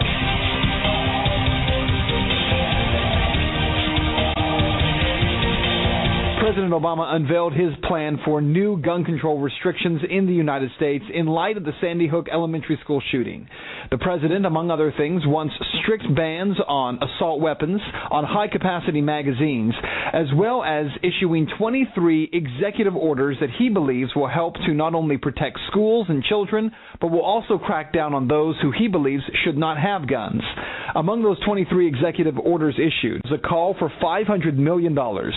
He also wants to provide law enforcement, first responders, and school officials with proper training for active shooter situations. Launch a national safe and responsible gun ownership campaign, as he calls it. Clarify that the Affordable Care Act does not prohibit doctors asking their patients about guns in their homes, among other things. Calls by the president to see no more young children killed in these mass shootings is certainly understandable, but could be a bit confusing when you consider the fact that this president has continued a drone strike policy in the war on terror, one that has resulted in the deaths of as many as 214 children in the past 7 years. Granted, he wasn't president all of those years, but the drone strike program has only increased under President Obama.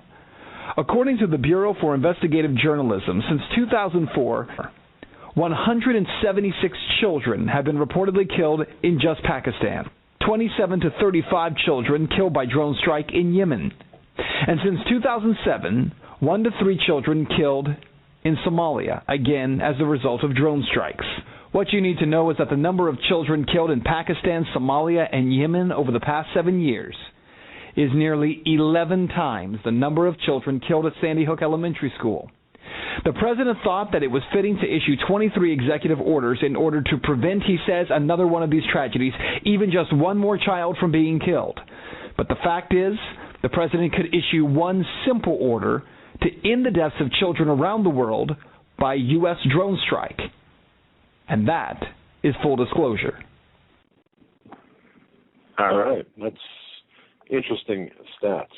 Now, as we were saying before, Mr. Brian Robertson narrated this horrific story that had to do with children's services and how his life is being turned upside down. To add some perspective, very important perspective, is a gentleman who I have a lot of respect for, who knows the other side of this. and I'm not going to mention him by name. He's just a very knowledgeable source. I'll bring him on. Sir, are you there? I sure am, Doug. All right. What can you add in terms of what Mr. Robertson had said and why we should care? Well, this is really important to me, and of course, I deal with some pretty heavy stuff, but I got distracted into this back about the time that this gentleman's case came up.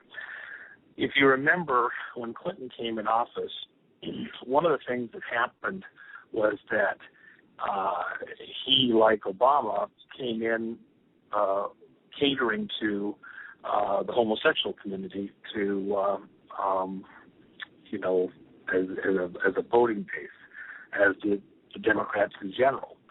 And so because of some things that happened, I was asked on a specific case involving a child custody case to come in where a young girl who was only 13 at the time was taken from her mom at the junior high school she was going to, and was the counselor who we later, years later, found out was herself a lesbian, and the police officer who was called to the school, who was also a lesbian, and other persons, social workers, etc., that came in were all lesbians. The whole crowd of them actually wanted this particular girl, and the reason was because she had moved from a Midwestern state to a West Coast state.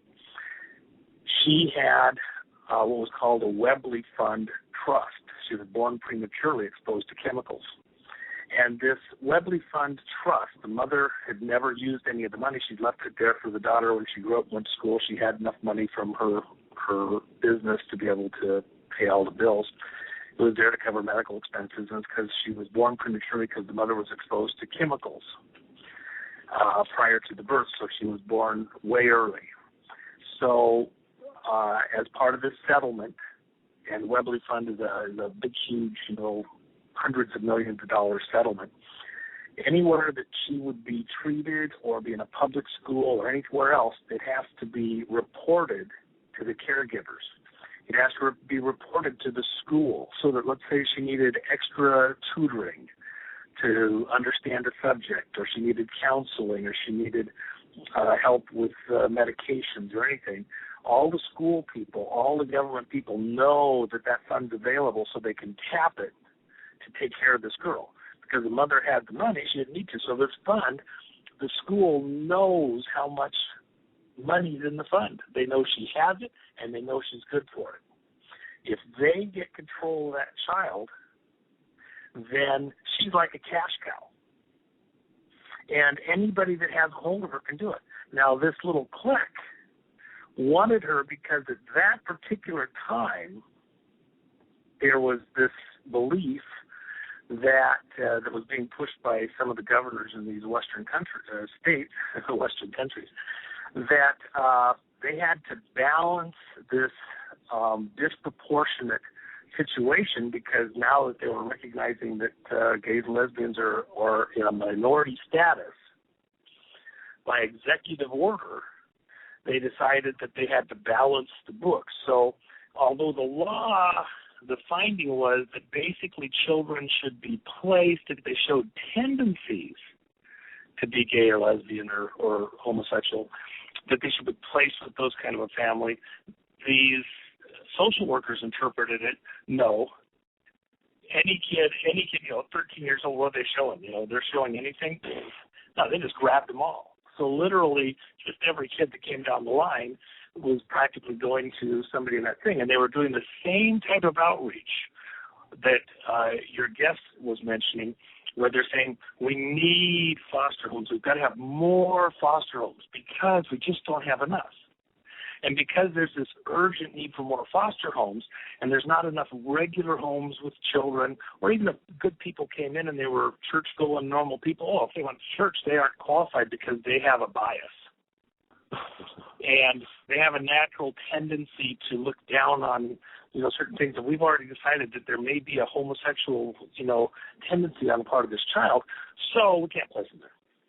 So then the counselors, the social workers, literally they'd put little tweaks in there, and they all kind of a wink and a nod between each other, and the kid goes to a home. They actually get classified that way. Wow. And I can tell you from personal knowledge, and I can certainly back it up with the court records, the abuses that I became aware of. I was probably like you, Doug. I was kind of a babe in the woods in this stuff. You know, I'm out doing other things that are at another level completely. This was totally a distraction. Before I was done, over a period of about 3 years, I came to realize that this is perhaps one of the most pressing things in our country, and in fact, that this is this almost sacrificing of our children into the system. One of the cases that sticks out in my mind that I just couldn't get over was the case of a mother and father. They had 3 children, and the grandparents on both sides were pretty small people. I think the grandmother was like 4'7", and the grandfather was like 4'9". The mother and father were like 5'1" and 5'3". So they're small people, but because their son, he's going into the 1st grade, and they weigh the kids when they come in, and the son weighed down in the lower 10% of this projected weight that a kid should weigh for how many months old he was. The social workers were called, came to the school, and decided he was underfed. Went to the home, examined the home. The father was building a log cabin. His father had given him a section of the land. They were a logging family. The family had been in logging for 100 years. The son drives a log truck, but he'd taken the summer off to finish his cabin, so they say he's not working. Well, he's feeding his family. They've got plenty of money. The dad's retired, but he's not working. They just started back into school, and he hasn't finished his cabin. He's going to finish the cabin and fit it out, and then he'll go back to work. And in the summertime, he can't work logging because he's got sparks and things like that. So he's going to go back to work in just another month or two. But they write the report, child underfed, father's not working, unable to care for the kids. They're living in an unfinished home. Grandparents helping to care for the kids, but they're retired, unable to take care of them.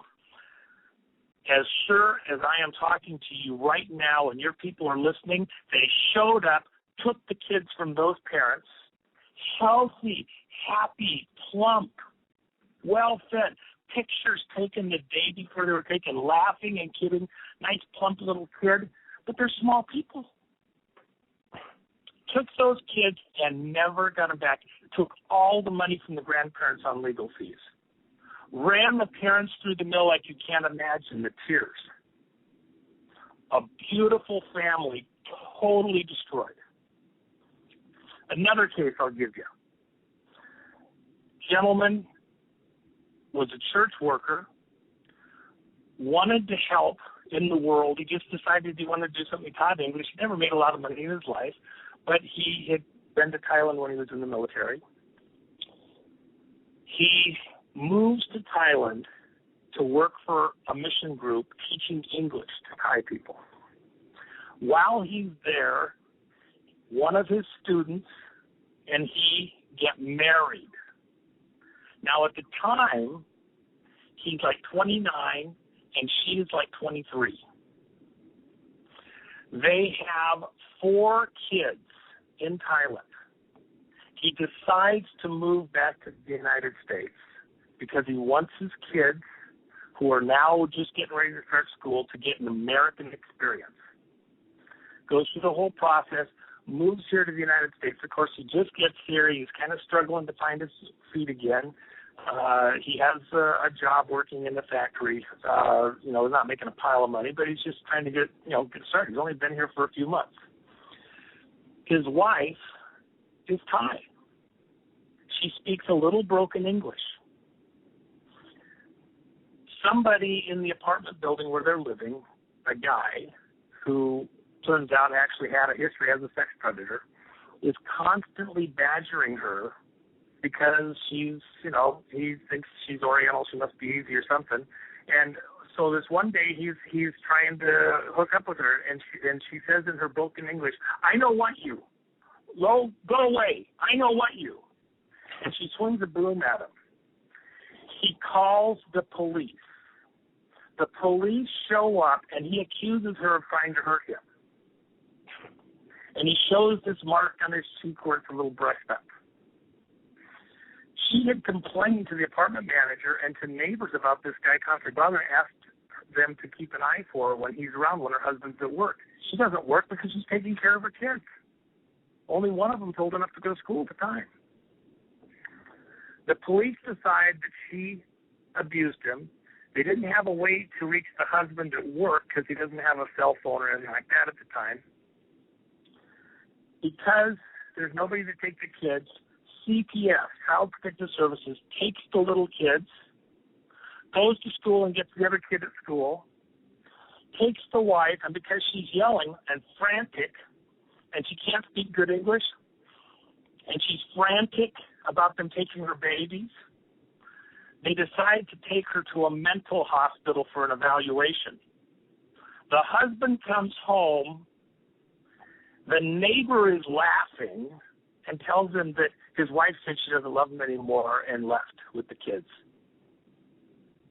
He can't believe it. He finally gets to somebody that finds out. Long story short, they take those kids, they keep them. He never gets contact with them as children. Later, even though he's seen them a couple times with people all around and everything else, what does the state accuse him of? Because when she's in the hospital, the state accuses him of bringing the kids over and that she's the older sister. She's a small Thai girl. They say she's the older sister and these are her siblings, and that she's underage and he's brought her over as a child bride. He says, take DNA, you can see it's the kids. You have all the birth records. They don't want to hear it. They just wanted an excuse for the kids. The kids get abused in the system. I'll tell you one last story because I could just go on and on. So one of the kids, they put in a home not too far from where I live, which was a good neighborhood.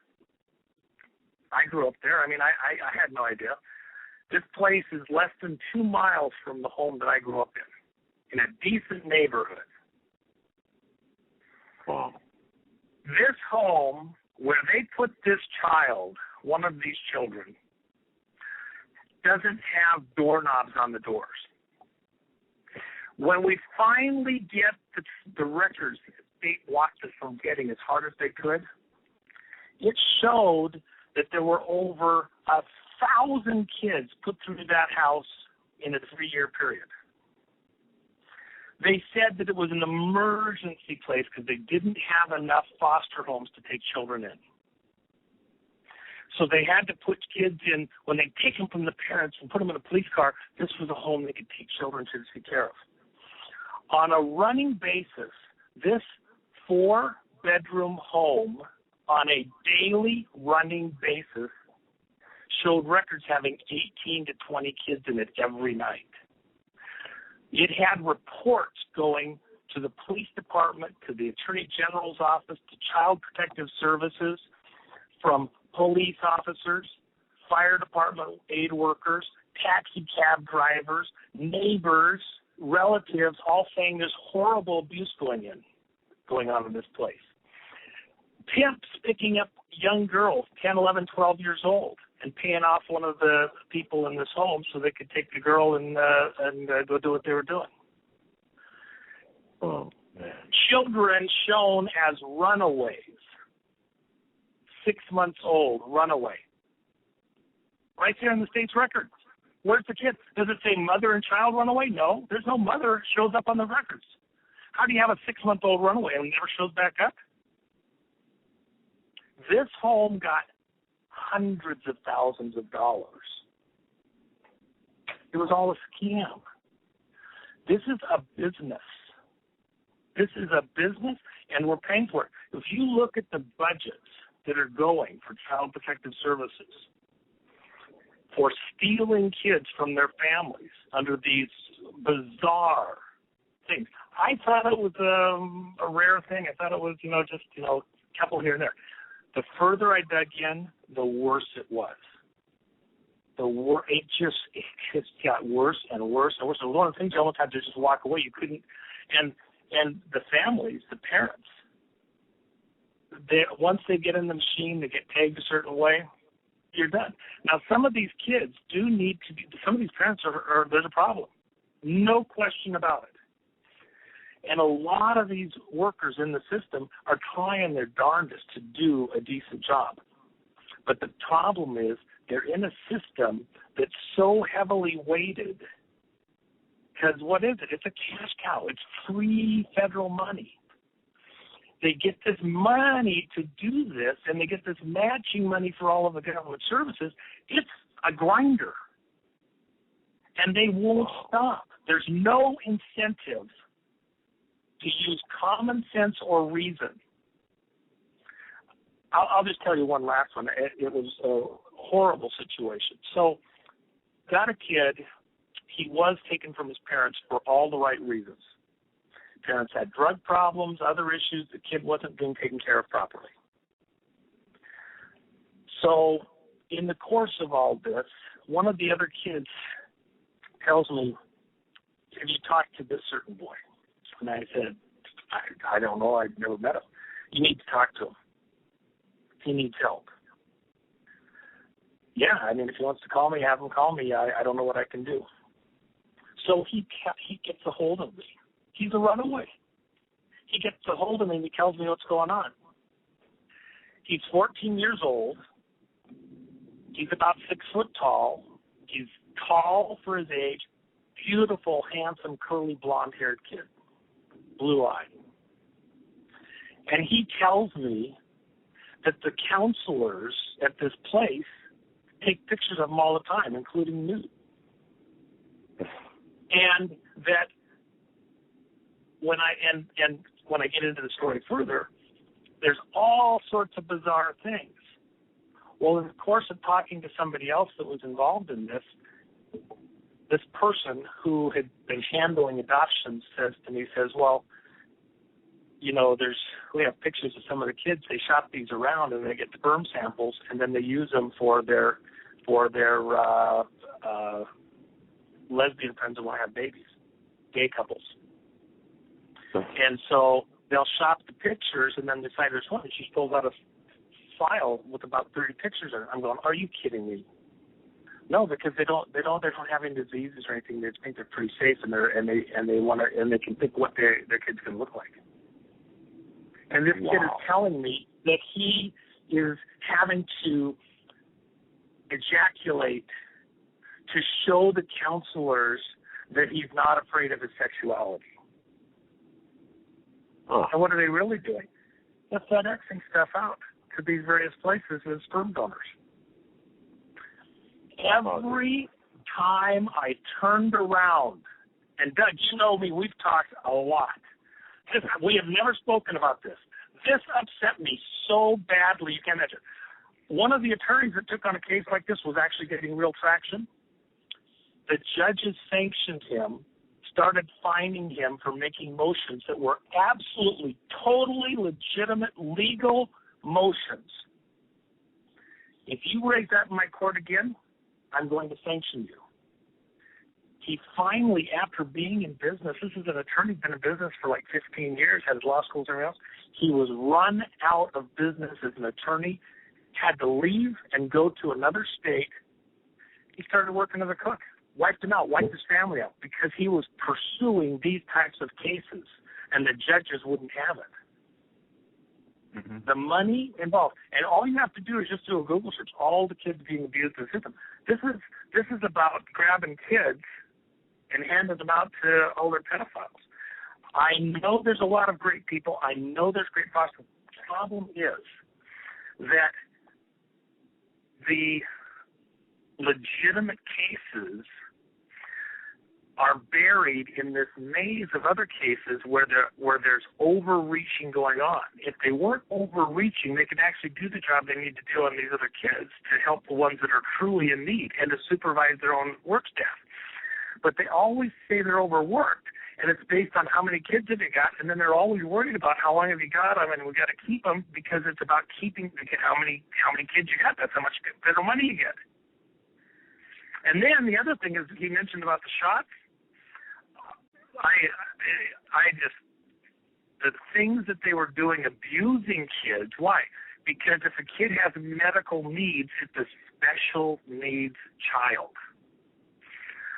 So if a child had any kind of a minor problem, I mean, they're putting on psychotropics. You talk about the shootings? Look at all these kids. They're putting this stuff out like candy. None of these drugs are approved for minors. But they waive it and they give it to them anyway.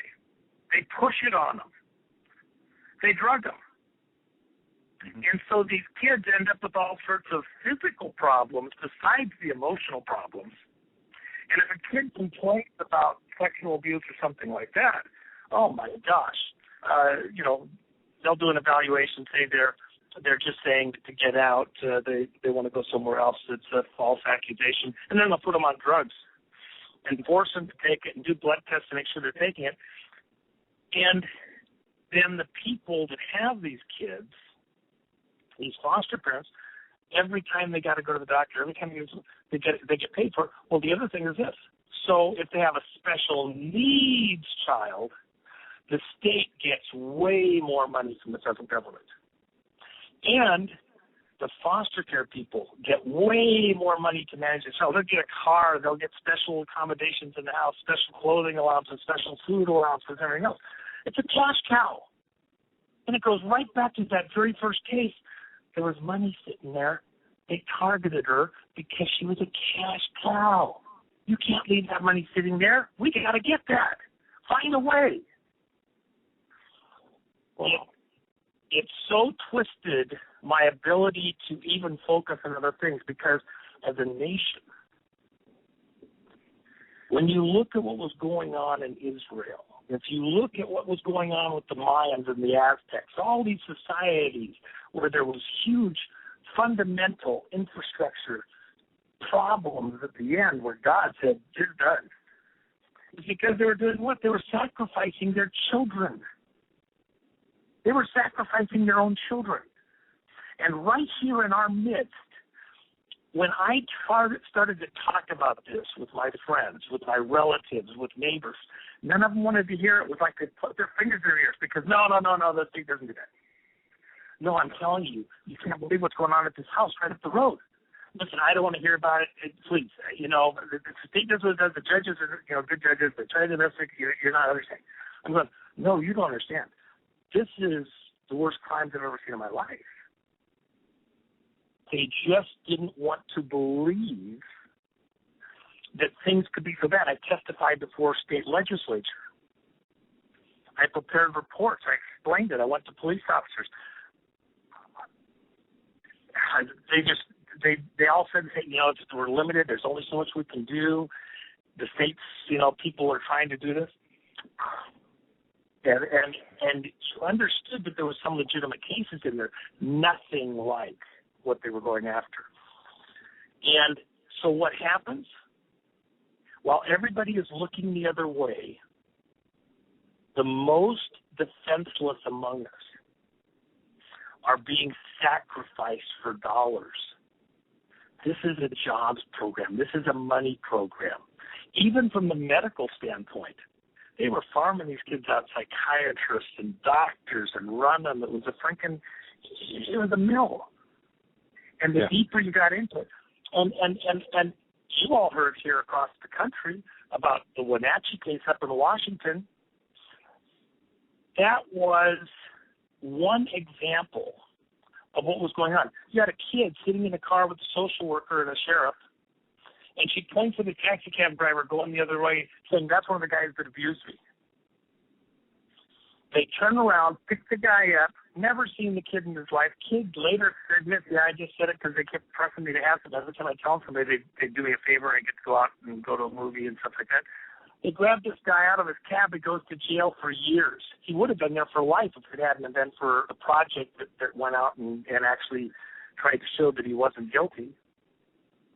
When people say that they admitted to things that they didn't actually do, I totally know that. All you got to do is go look at the Wenatchee cases with dozens of people accused of horrendous crimes, and there was no there. Yeah. Because it's a jobs program.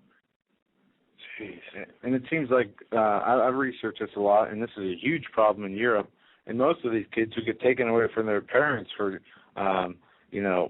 smaller issues end up going to places where they are abused horrendously, and it goes unpunished, and they don't worry about that. It's almost like it's a good old boys network with the judges and the police and the child protective services that this is their plan. Well, I mean, that was what I found. And, wow. For example, they would go to the judge, it'd be a wink and a nod, and the judges were they were literally, I don't want to just focus, listen, I've got gay friends and gay neighbors that are as decent of people as you could get anywhere on the street that I consider to be friends. I run around with a crowd in Hollywood, and a number of them are gay, and I can tell you right now, I don't care what anybody says, they put on awesome parties, and they're wonderful people, and they're not scum of the earth. But there is a component there that is working this, and it's not just even a gay issue, it's also about this money thing, because they're working a baby mill. They are grabbing these kids as a free check. And some of the cases, I mean, I had a guy that was an admitted drug dealer in Mexico. The Child Protective Services took the child away from the mother for legitimate reasons, no doubt about it. Sent a social worker to Mexico to find the father, paid for him to come back to the United States, paid for him to live here in the United States and take care of his own kid, and then take him back to Mexico after like 6 months with going through the court system and everything else. But the kid was born here in the U.S. The kid was a U.S. citizen. And the dad was a convicted drug dealer, an admitted drug dealer. And yet they send him back. It's just, and everywhere you went. I mean, every time I thought I'd heard it all. I mean, it made me to where I almost couldn't talk anymore. It was so upsetting. And the difficulty is these things from reports, you can make a report kind of read any way that you want it to read. That's right. And this is a real danger when you're doing this stuff to get a proper outcome, you know where things have to go, etc. But then people get a little over enthusiastic. Pretty soon you got this report and this report matching that report, and somebody else sees that the other report's that way, and so they kind of make their report go a certain way. Next thing you know, just like those little kids taken away that are undersized, they're not malnourished. They're underweight because they're tiny people, because they're from a tiny family. Right. It burns me. But you see, we as a society cannot escape the responsibility God's watching. With our tax money, this is being paid for. And you think that you're going to fool God, or you're going to look the other way and say, well, I didn't know, I didn't have anything, it wasn't my thing. Hey, you know what? It's happening right there with your money right under your nose. And can we escape judgment if this is going on all around us? I'd tell people in church, and they didn't want to hear me anymore. I literally, as far as I was concerned, became a pariah because it so consumed me. I had to talk to people about it. Nobody wanted to be around it because they didn't want to hear about it. And every one of these cases was as gripping as you can imagine. with parents trying to be parents, do exactly what their God-given responsibility is to protect, to get their kids out of it. They had a death hold on them. You can go back and talk to these kids now, you know, they're adults and the things that they went through, and we paid for it. It's beyond criminal. It's our children being sacrificed to evil, and they're laughing at us about it. The devil's laughing at us. We're spending our money for him to do what he wants to do. But you see, this is the last thing I'll say here, Doug. When people get upset because they don't get a fair day in court on a child custody issue, well, where were they when somebody else wasn't getting a fair shake on a tax issue? Where were they when somebody wasn't getting a fair shake on other, well, it's too complex. I don't really know. So we let things can get to this point where the judges have a free-for-all. The legislators wash their hands and say, well, we can't do anything because the courts are deciding such and so. And next thing you know, your country's completely out of control, and they're using your money to do it. And you're totally ham-fisted. You can't do anything to stop it. But you're paying for it.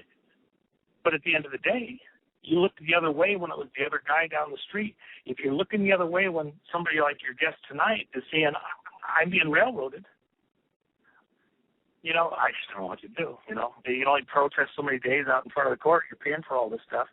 One last case. I'll just give you, just because it's sex abuse thing. So one of the people that I dealt with, who comes to me because we'd known each other when I was in junior high and high school. I hadn't seen him for a long time. Through a friend, he gets to me, he says, I just got out of jail, I need a hand. I'm like, what's going on? He says, well, you need here? I'm not, I don't know, what happened? Well, I went to jail for 3 years. For what?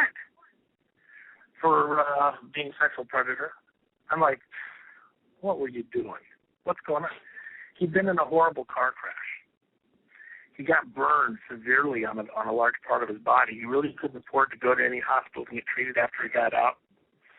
So there was a public swimming pool with hot tubs off to the side in a separate room, and he could go in there, but because of all the burns in his waist and his legs, he couldn't wear shorts that would pinch or bind on that. So they put a sign up, because he's under doctor's order, he needs to get the hot tub whirlpool therapy to help the skin heal. Mm-hmm. They put a sign up that he's in the pool, but he only has a towel on, a big, huge, long beach towel around his waist. So he's naked under his swimsuit. He's naked under his towel.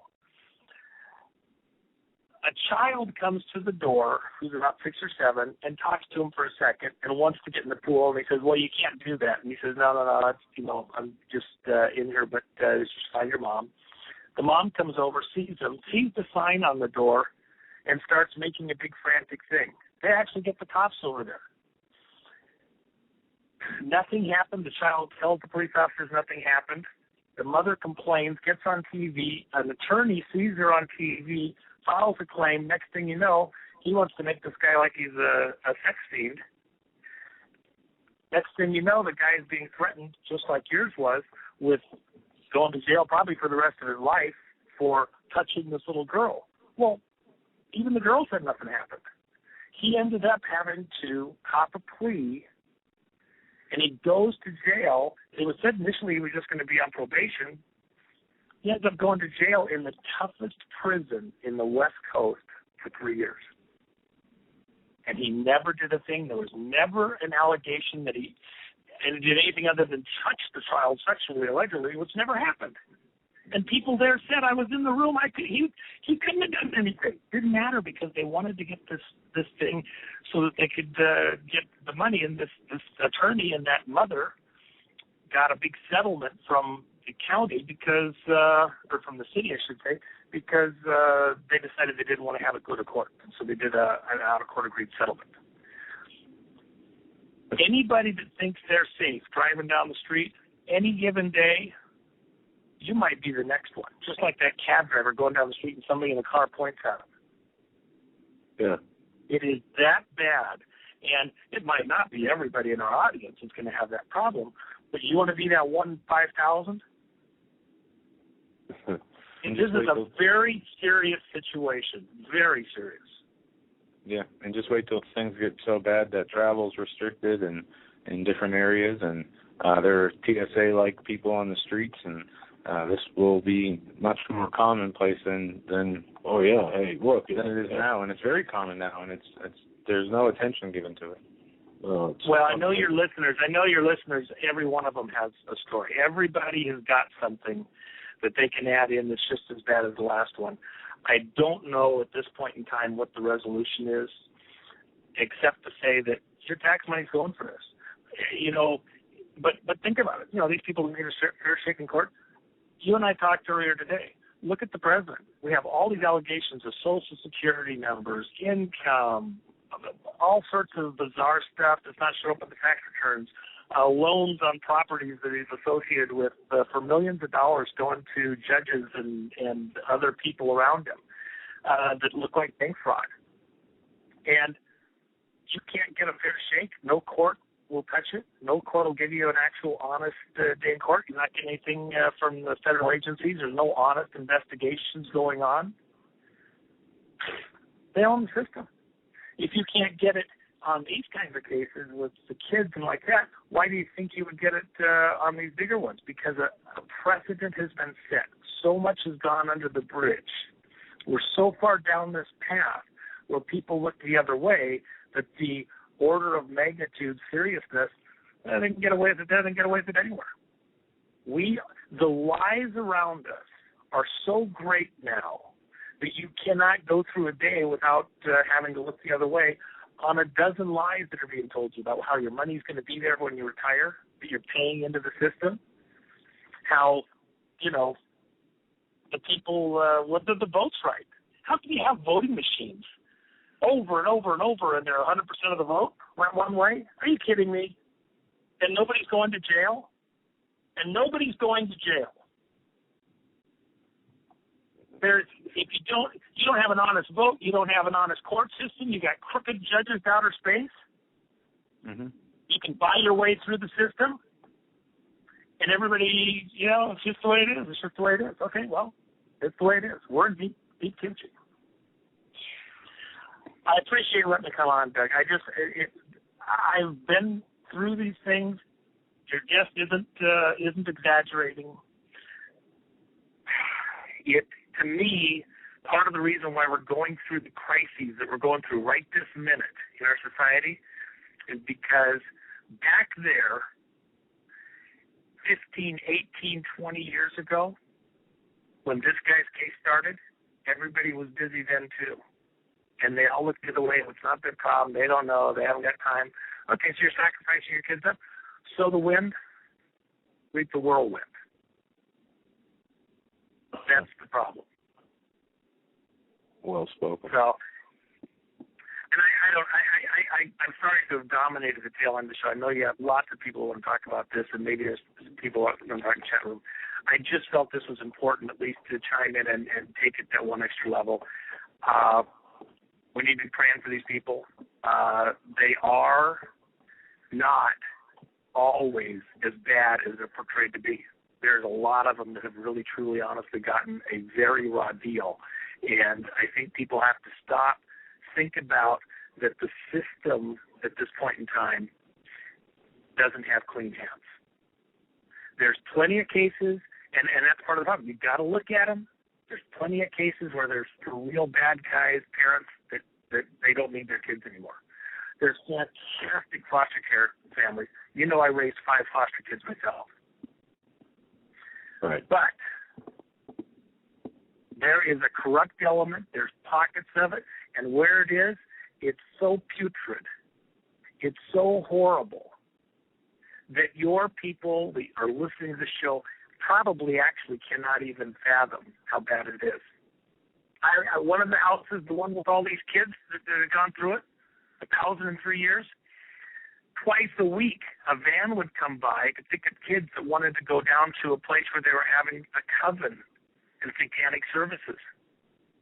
They pick the kids up twice a week and take them down. They get hamburger and french fries on the way down and on the way back. But they wouldn't pick them up to go to a church or let them go to a church. Wow. They're laughing at us. They're using our money. They're laughing at us.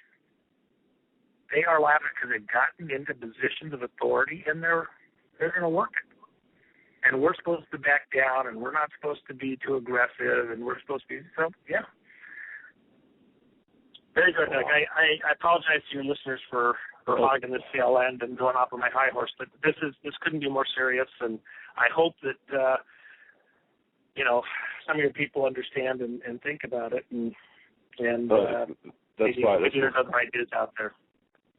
We appreciate this, and that's why I asked Brian to come on and to relate his story, because really to go through the documentation I went through, it's just absolutely it's sickening to see how one person or how one family could get torn apart by a system so out of control. It's just I could not believe half of what I was reading. No, that's true. Yeah, that's where I was at too.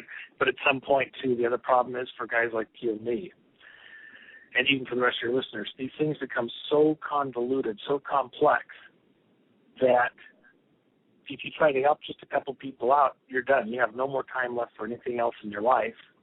And that's part of the way the system is set up. I remember this one mother, in 2 years' time, she was served over 200 different motions that she had to attend court and do filings for. There's a full-time One job. stretch, she was served 90 consecutive days in a row with court orders. Because why? Because they were doing it to work her. She wouldn't admit to what they wanted her to admit to, so then they overwhelmed her. Either you comply and agree to whatever it is they demand, or you're not trying to be honest, and you're in denial. No, I never did it. I never did anything wrong. I'm a great mother. You're in denial. We're taking your other kids because you're in denial. Unless you accept services and allow our oversight and blah blah blah, then you're in denial, and we gotta do what we gotta do. I know your listeners have 1,000 trillion stories, just like what you've heard tonight. Right. But our kids are being sacrificed. All you gotta do is look in the Bible. I think you sacrifice your kids to these evil ways, then you carry a responsibility. We're the things that are happening to us as a society, in a very direct way, relate to the way that we have allowed these people to grab our kids and sacrifice them. Wow. Very well articulated, very well said, and much more articulate than I could have been. I want to thank you very much for that, for the additional information. It does put things in perspective, and it's horrific as well. So it's amazing. Yeah. Thanks for letting me come on, and good night to your listeners. And I hope that they'll put some prayerful thought into this. And if they know people, the only way we get to this is by the numbers. 2 or 3 of us can't do it. 100 of us can't do it. It has to be a broader thing by the listeners. If you know somebody that's going through something like this, if everybody kind of plays their zone, like you say, and dives in, maybe we have a prayer. But we certainly can't abandon those among us because they're under personal attack, and it's very serious. If it's there, don't just take it at face value. I think you got to look a little deeper. Thanks, Doug. I'll say good night to everyone. All right. God bless. Thanks. And that is pretty much the end of our show. Wow. I'm going to go back and change the show title because we did not cover anything that I thought we would. Sometimes it's okay, though. No, it's obviously I needed to get out, and there's a reason for it. And I want to thank each and every one of you for hanging in there and listening. And tomorrow, 9 p.m., we will be live, 9 p.m. with Steve Quayle. Genetic Armageddon is finally here, and we're going to be going through piece by piece what was written, what he wrote in the book, and what has come true, and what we can expect in the near future with this, scientific God creating, trying to be like God, and creating all this artificial people, crops, whatever. It should be very interesting, and I'm excited for it. So 9 p.m. Eastern Time tomorrow with Steve Quayle. We'll be here. You're not going to want to miss it. Thank you for joining us, and we will see you tomorrow. Have a good night, everyone.